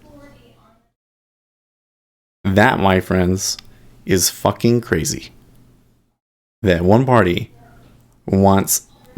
is so adamantly against protecting the border, Well, I don't think it's because they don't want to protect the border. I think it's because they just don't like Donald Trump. But still, that's just totally crazy the way that the politics have gotten there to that point. And so you want to go in and like criticize one politician or the other. Well, conservatives feel like that they have no choice anymore. And really, realistically, if it's like a do or die, we have to get some funding for the wall, they really don't have a choice, do they? So I don't know why you would want to step up on that and say, well, I think there's always a tendency with people like what we call it, like reverse pride. You know what I mean? Like, pride is like enmity. In my culture, when we think of pride, we think of it as like enmity. Like, I'm better than that person, and so I hate them. And you see a lot of that in politics in the world today, don't you? It's like, I believe this certain political theory, and because I believe that, everybody that disagrees with that are lesser people. It's a lot of people that think like that, right? And then there's a lot of people that say, oh, look at all of these people that think like that. I don't think like that. I'm so much better than those really prideful people. It's always like the third party person, like, oh, both parties are bad. Yeah, okay. Not really. Like, if you really want to get into it, this is a two-party system. It actually works really, really well. And there are reasons why the different parties are doing what they are doing. Republicans are shutting down the government because if they want border wall funding, that's the only way that they're going to get it. And why are the Democrats against it? Well, I think it's because they just don't want Donald Trump to have a win, which is pretty petty. But also because all of their voting interests are in favor of not defending the wall. That's just the way that it is. So yeah, you can say that both sides are crazy, but at the same time, I think that it's pretty clear that there's something that should have happened that didn't. Am I wrong? Maybe I'm wrong.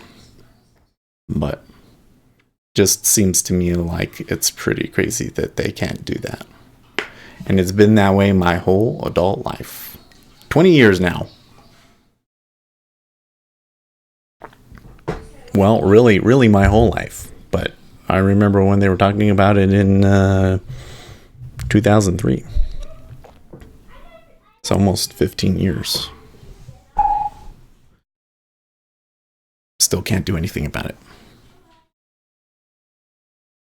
Makes you wonder. Anyways, that's funny that he gets tons of emails about it. Because I think I say political things all the time that probably a lot of people don't like. But you guys never say anything about it. But maybe that's just because maybe that's part of the reason why some people like listening to me. It's because they like the... I think, am I wrong? But I think that traders, like retail traders, tend to be conservative people. I don't think there are very many liberal people out there that say, "Oh, I'm a liberal person. You know what I want to do? I want to be a market maker." No, they didn't do that because liberals think that the in general they despise the whole Wall Street, the whole thing. They don't want anything to do with it. And there's a lot of liberals in that work in the financial industry. Traders equals people with money to risk, which equals not hypersensitive leftists. Well, yeah, so this is kind of a weird thing, right? Because we're told that Republicans are the party of the rich, that the rich are donating to Republicans. But when you look at where the money is made in cities, and cities are overwhelmingly Democrat areas. So if you were to take a survey of everybody that had a job on Wall Street and what their political affiliation was, I bet you it would be over 60% Democrat, because they all live in New York. They all live in financial centers. And so it's almost certain that there are going to be more liberals than conservatives. It just so happens that there's a couple of really mega rich guys that happen to donate to Republicans. Otherwise, the Republicans wouldn't be able to compete. They would lose out in money every time. And I mean, Democrats do tend to spend more money, don't they? No. Yeah, university education is Democrat too. Well, yeah. Well, educators, especially when you get into arts and English, tend to be liberal. Right? And I think the place where they've been seeing the paradigm shift is that there was a lot of people that worked in manufacturing jobs up in the Northeast that also tended to be liberal because of unions, and over the past 10 years have decided that liberals aren't doing a good job for them, and they've moved over to Democrat. They've moved over to Republican. But it doesn't seem like it's enough because, the demographics change us. Ugh. But you got to be careful with that too, right? Because demographics change. And the way that certain demographics vote change, right? Like the Democrat Party seems to think that the demographics are all in their favor, and that you're going to continue to see white people reproduce less than minorities, and minorities are going to become the majority in the country, and then they're going to not vote Republican, and they're just going to put Democrats in, right? If that happens, do you really think that the Democrat coalition sticks together at that point? No. You watch, any time that a party becomes like a super majority, that party tends to fracture. Because at some point, that people say, oh, my party is not doing what is in my best interest, and half of them are going to leave. And then you have a switch. Like, this is what happened during the 60s and 70s. The Democrat Party had like a super majority. Right? It's smart people are Democrat, not art painters. But in the 60s and 70s, or like World War II era and shortly after, there was Democrats, right? And then by the time Richard Nixon had come along, half of the Democrat Party, which happened to be the racist side, decided that the Democrat Party was no longer favoring their interests, and they decided to leave to the Republican Party. Right? And even though the Democrat Party continued to be the big government party and the Republicans tend to be the small government party, the platforms did change, right? Like the Republican Party became much more religious than it was before. Whereas before that, it was mostly business. But they always fracture. And so if that happened, if Democrats somehow turned around and they made a supermajority, then it would splinter. It would probably splinter along the lines of the socialists and the moderates. You already see that kind of happening. And the socialists would probably lose out. Same thing with the Republican Party. If they're ever able to make gains on what Donald Trump was able to do, then you would potentially see a split in the Republican Party between the populists and the establishment. Well, they're still holding that 24 really well. Yeah, I did pretty good today, but I wish I had kept that one a little bit more, just to see. Because when I got taken out, it was pretty... It was a decent amount to buy. A leftist doesn't have the emotional capacity to do anything that isn't painting pictures and making music? No. I think that this is the difference. I think that people on the left tend to favor creativity, and people on the right tend to favor what they know works. And so people on the left want to make changes to government that are not proven. Like, we need to fundamentally restructure our economy in a way that favors the environment and doesn't leave people out. Basically, we need to restructure the economy based around some sort of green socialism, right? That's what they want to do. Now, where has that been done in the world where it was effective? Hasn't been done. They will argue that any place where it was tried that it wasn't done correctly. But I think even in this case, you have something that's so new that it really hasn't been done. So how do you know that that's going to work out? You don't know whether it's going to work out. They want to do something that's unproven.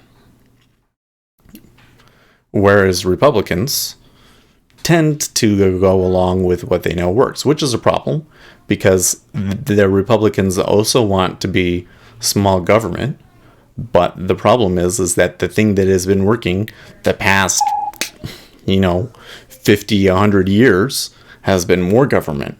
And so there's a good portion of the party that goes along with what is safe. And so they're still okay with having very large government, even though, in these, it's always like, I want small government, but then when push comes to shove, it's like, yeah, but, Social Security has been working out pretty well, so let's keep that. Medicare has been working out pretty well, so let's keep that. You know what I mean? It's kind of contradictory. But that's kind of their problem. But I think that that's the major difference between the parties. But then, for whatever reason, certain demographics have attached themselves to parties. So you have a large swaths of people out there that are voting for the party that does not really fit their view of the world, but because of tribalism, they believe it anyways. Right? But that's the difference.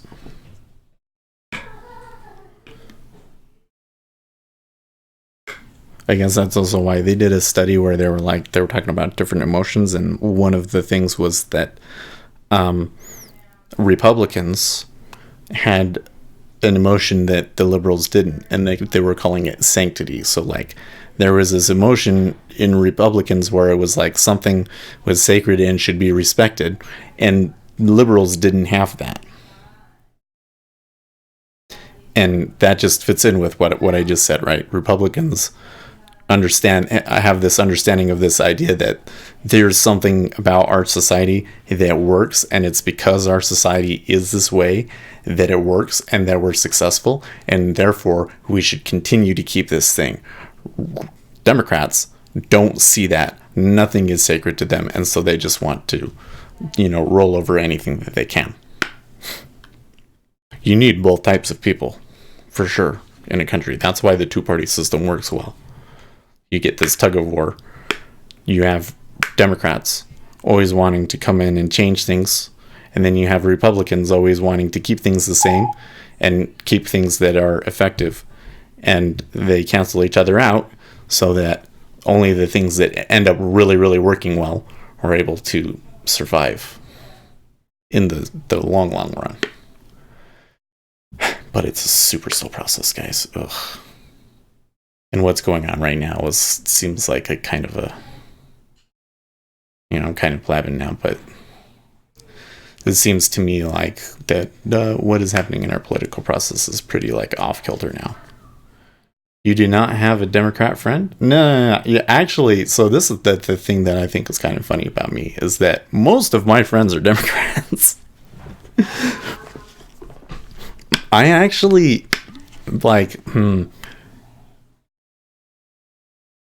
So like I did raving, I like trance music. And so the majority of my Facebook friends are from that. Most of my Facebook feed is liberal. And then, I have a cousin and a brother-in-law that are both super liberal. Oh my gosh, my brother-in-law loved Hillary Clinton so much.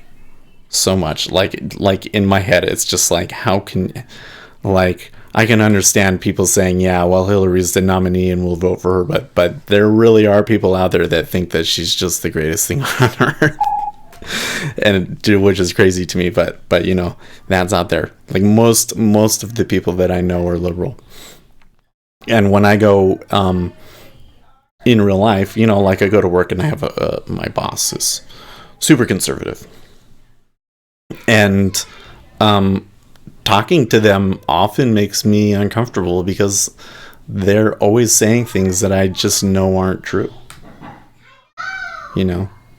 It's always like, this particular politician is terrible, and it's like, well, they certainly made a tactical mistake there on this issue or this issue, but I know them personally and I really like them.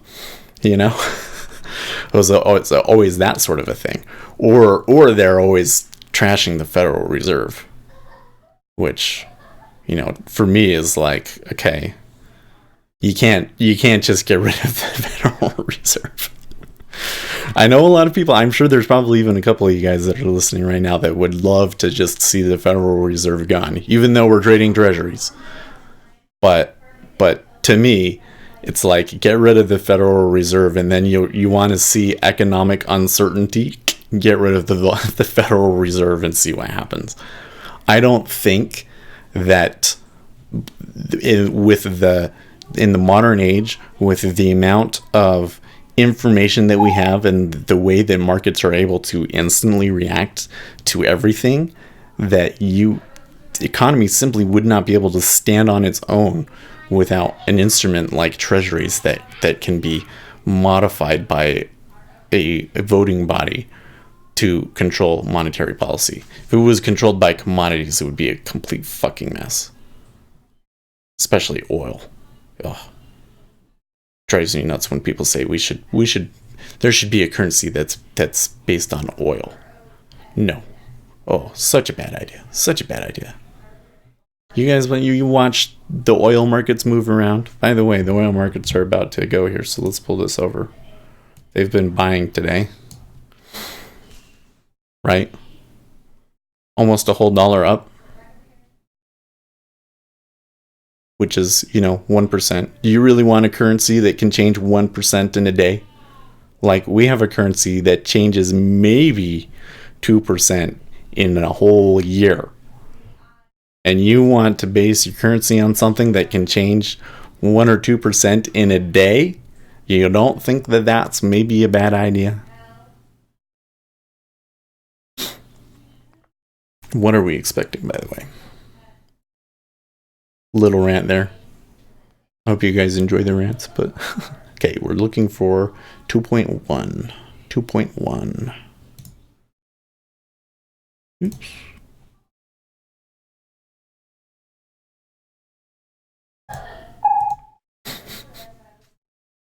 Okay. So I see a build of 3633 versus 2,400. 2,400. So higher than expected, more supply than expected. That's going to hurt price. Could probably short it there at 54.20. Just based off of that news. No? Maybe see all of the day's gains and lose. I shouldn't be doing this. This is going to make me want to trade oil.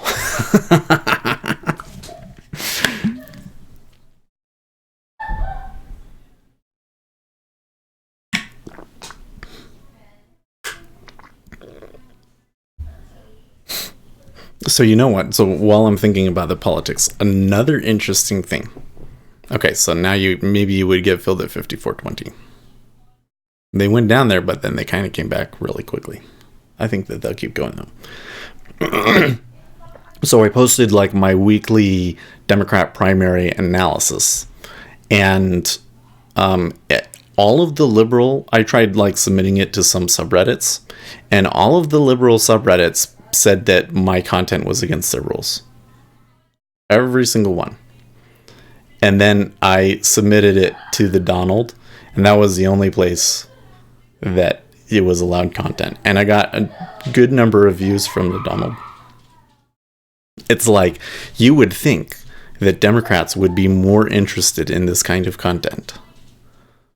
But I think what has happened is that Democrat outlets have been taken over by this, especially on Reddit, by interests that are favorable to mainstream media and don't want independent content to become popular. Like, I know that seems a little extreme, but like that's what it seems like is happening to me. Because I was thinking, well, okay, this will be interesting because maybe we'll have more Democrats. Because I think the most people, especially the most vocal people here that listen every day, sound pretty Republican to me. Type that.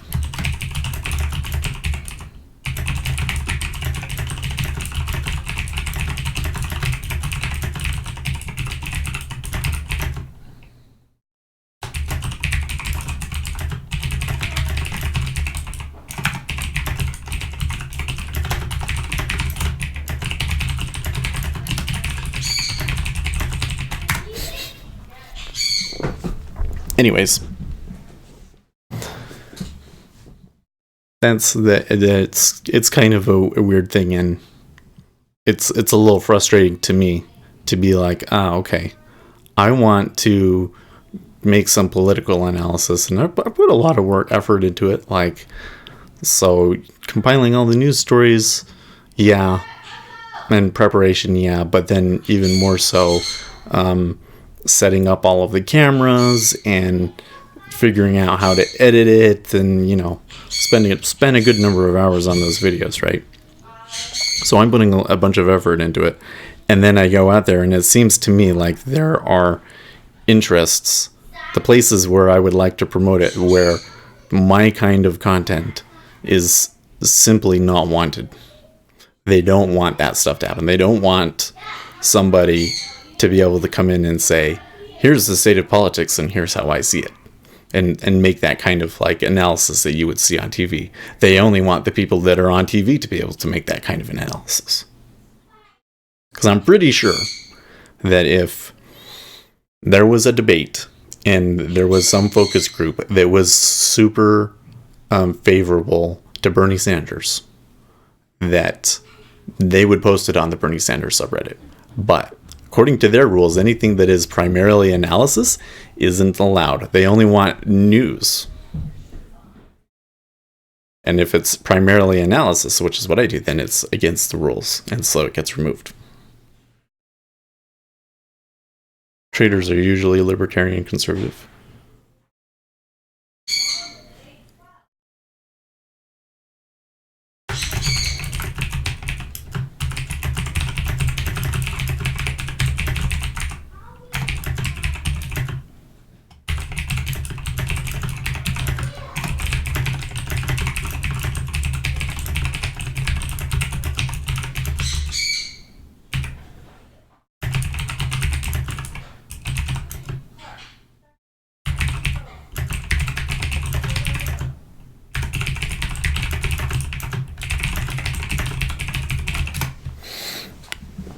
Damn, you guys are really good traders. Like, all I see in the market sometimes is a one ticker profit.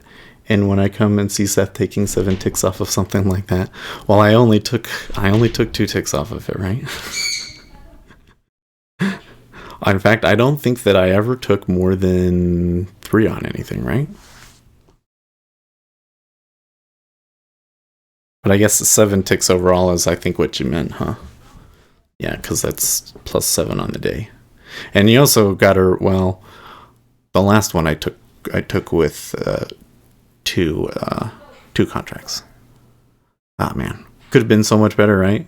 Could have taken it from 21.5 to 23.5 and could have gotten 8.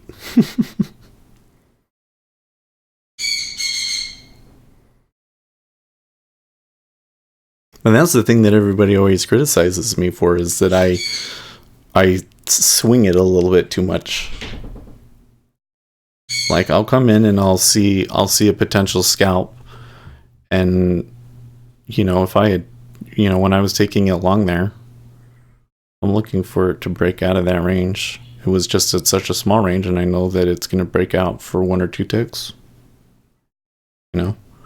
And then sometimes if I take a reversal, I'll see that, and I would be looking for like almost this whole thing to retrace.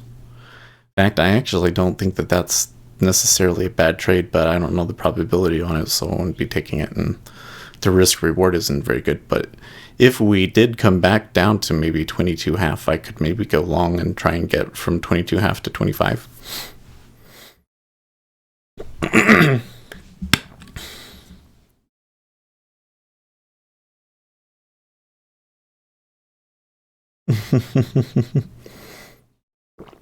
That's interesting. Dusty Fresh says, that was because back then, liberal actually meant liberal, not authoritarian, commie socialist fucktard. Disclaimer, 24-year-old millennial here. Spend my life surrounded by snowflakes, so I have a real gripe with the current liberal landscape.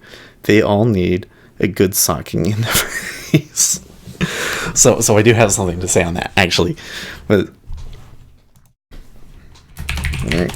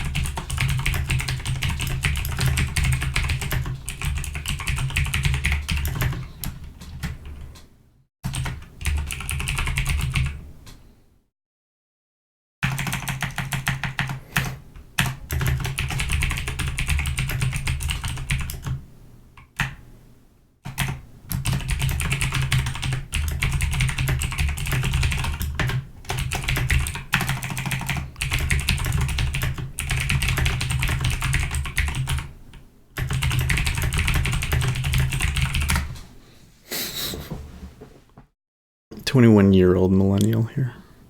Also mad at my snowflakey friends." Well, so here's another thing. This is just a theory. I wonder if you take people that don't use social media,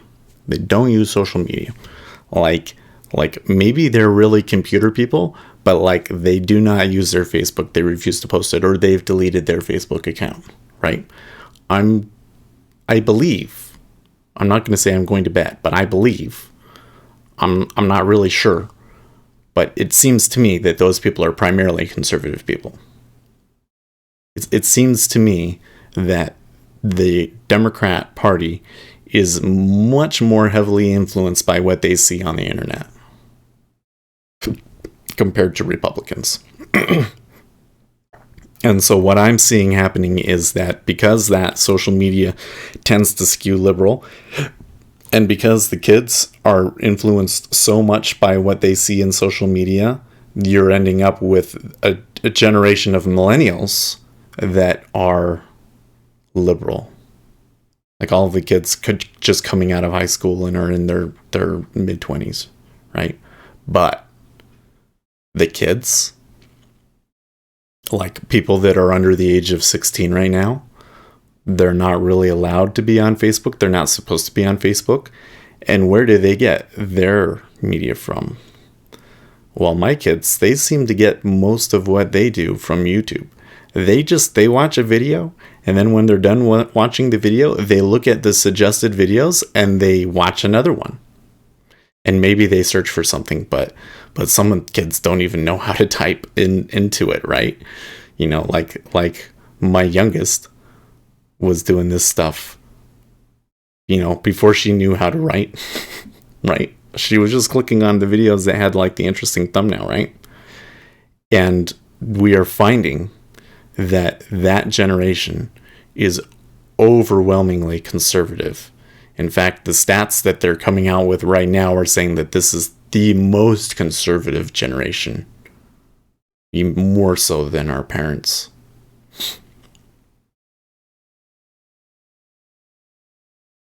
That's the number one fuck up of the left. They had a perspective that used to be hard to argue with. As any rational, logical human being understands that compassion for one another has to play a part somewhere in our lives.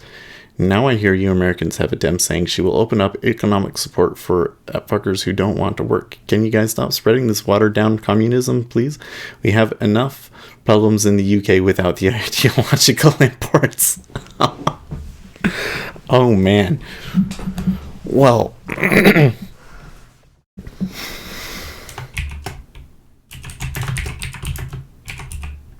It's okay.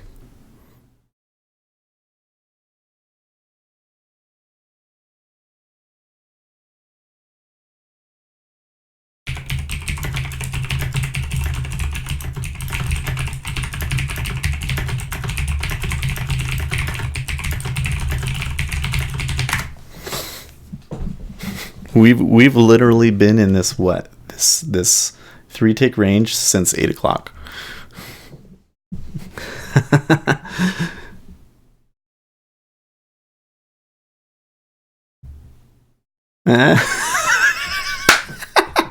Adrian, sorry, we just hate people so much we gotta talk shit about socialism.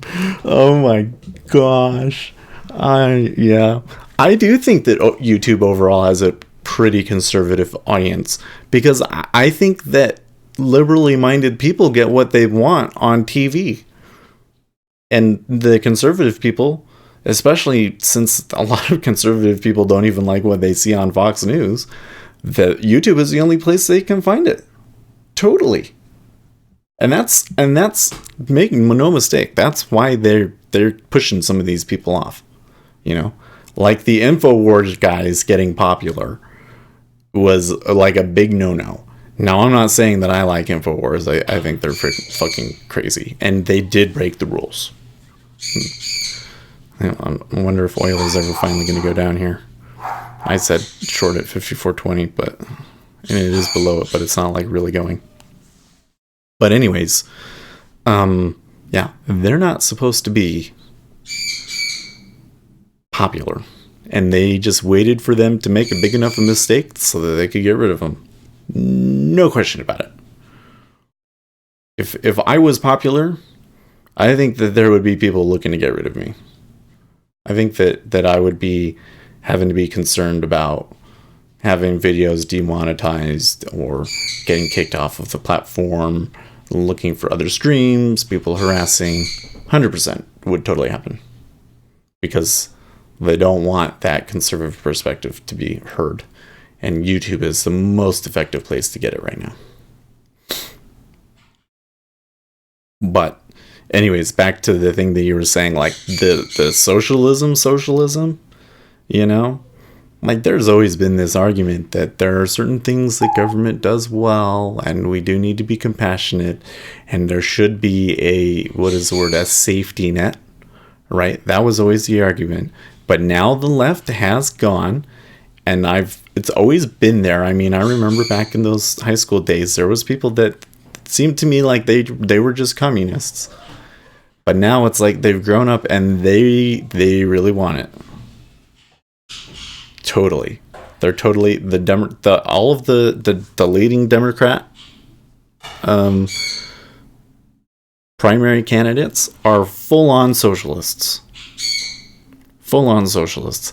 And they're all going on these polls like the majority of people think that taxing the rich is a great idea. Well, yeah, until like it becomes a campaign issue and they really dive into the thing and everybody realizes that these candidates really want full-on fucking socialism, right?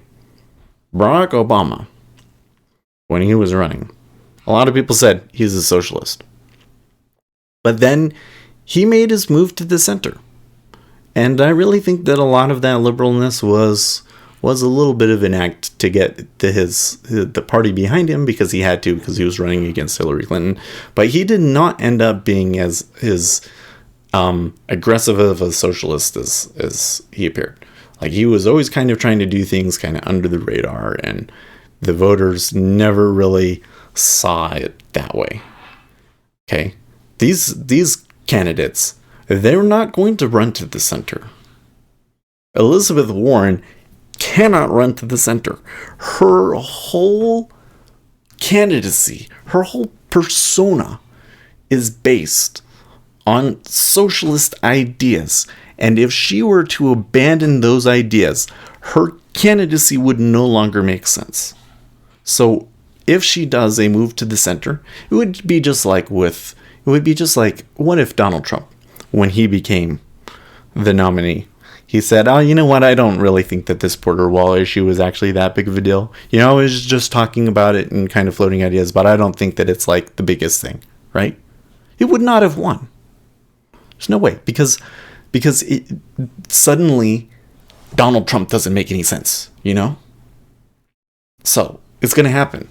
And then if they elect if they pick an Elizabeth Warren, they might not actually, some centrists might come along and save the Democrat Party. But if they elect a socialist, Donald Trump's going to win. 100%. Tax rich is not you and me.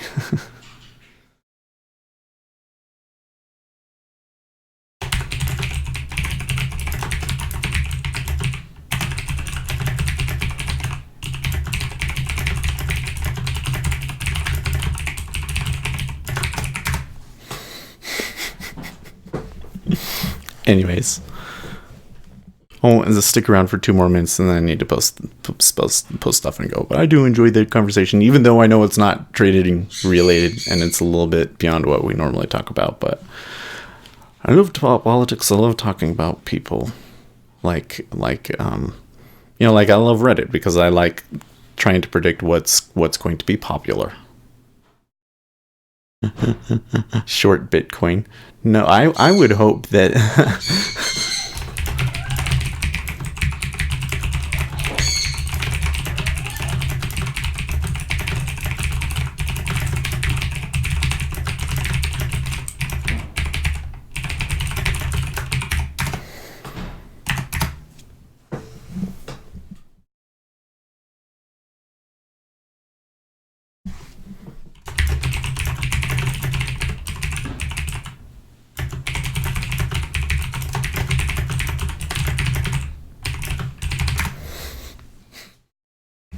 it's all about the garlic coin, guys. So I tell you, I've been planning. I am at 8,500 now, a little bit over 8,500 garlic coin. Mining to a cold wallet, and all of the keys are locked away. And I think that after I'm done mining 10,000, which was my goal, then I think that the extra that I'm mining will go towards giveaways and trying to promote garlic coin. Maybe that's good. That's really silly, but I really think that the value of a cryptocurrency is based on use, and that if we build, we can take the shittiest shitcoin. I think this is the ultimate proof of my indicator and the economic theory behind it. You take the shittiest shitcoin and people use it, and it will gain in value. You watch. Step 1 is you got to get a bunch of people to have it, which means that we got to give it away to other people. And then step two is we got to develop things that they can do with that garlic coin and create an economy around that cryptocurrency. And then, yeah, moon. And garlic coin has such limited supply that it could easily be worth $50 per coin. And it is worth literally 0.003. It's like 100 of them are worth 30 cents.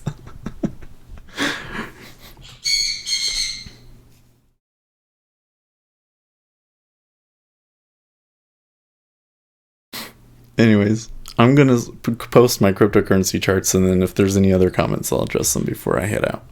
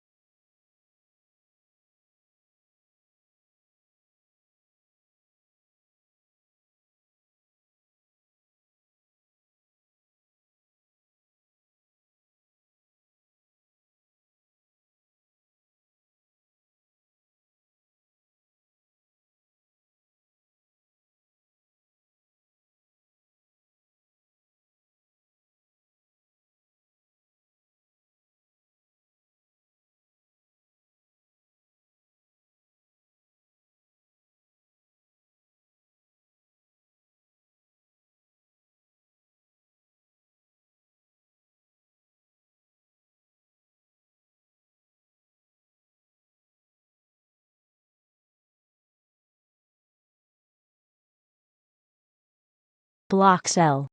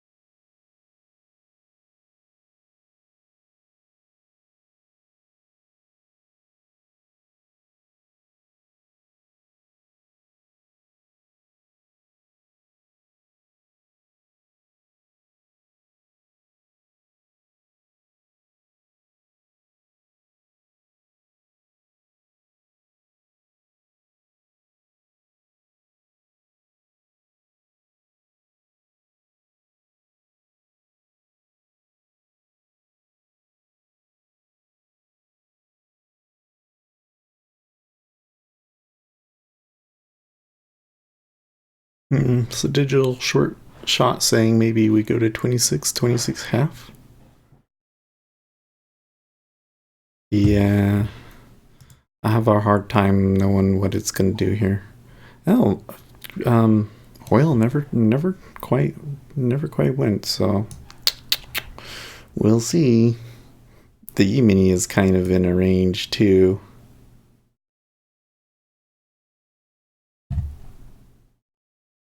Got shaken out earlier. Should have relaxed a bit more. Anyways, confirms my bias to not close two positions too early. I'm taking 24 again, -1 for the day so far.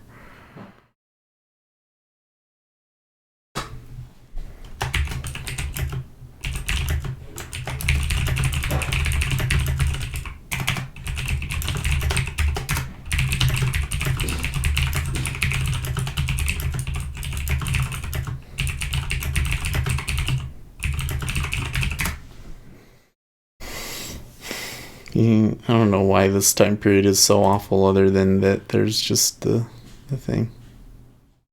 Okay, well, I don't really see any other comments, so we will shut it down now. Thank you guys for watching. I will be back tomorrow. Wednesday's always a good day. Oh, no, wait, today is Wednesday. Today we had a good day. Thursday should be good too, because we got the PPI and the jobs numbers. And then what do we have something on Friday? We got big numbers on Friday. Import prices. So yeah, we could have some stuff next week. After that, though, the week after that is when things start to get a little. Gotta be careful. Oh, and we have a bank holiday on the 18th. Oh, so we could do some programming if you guys want. All right. So anyways, I'll see you guys tomorrow. And in the meantime, stay profitable, friends.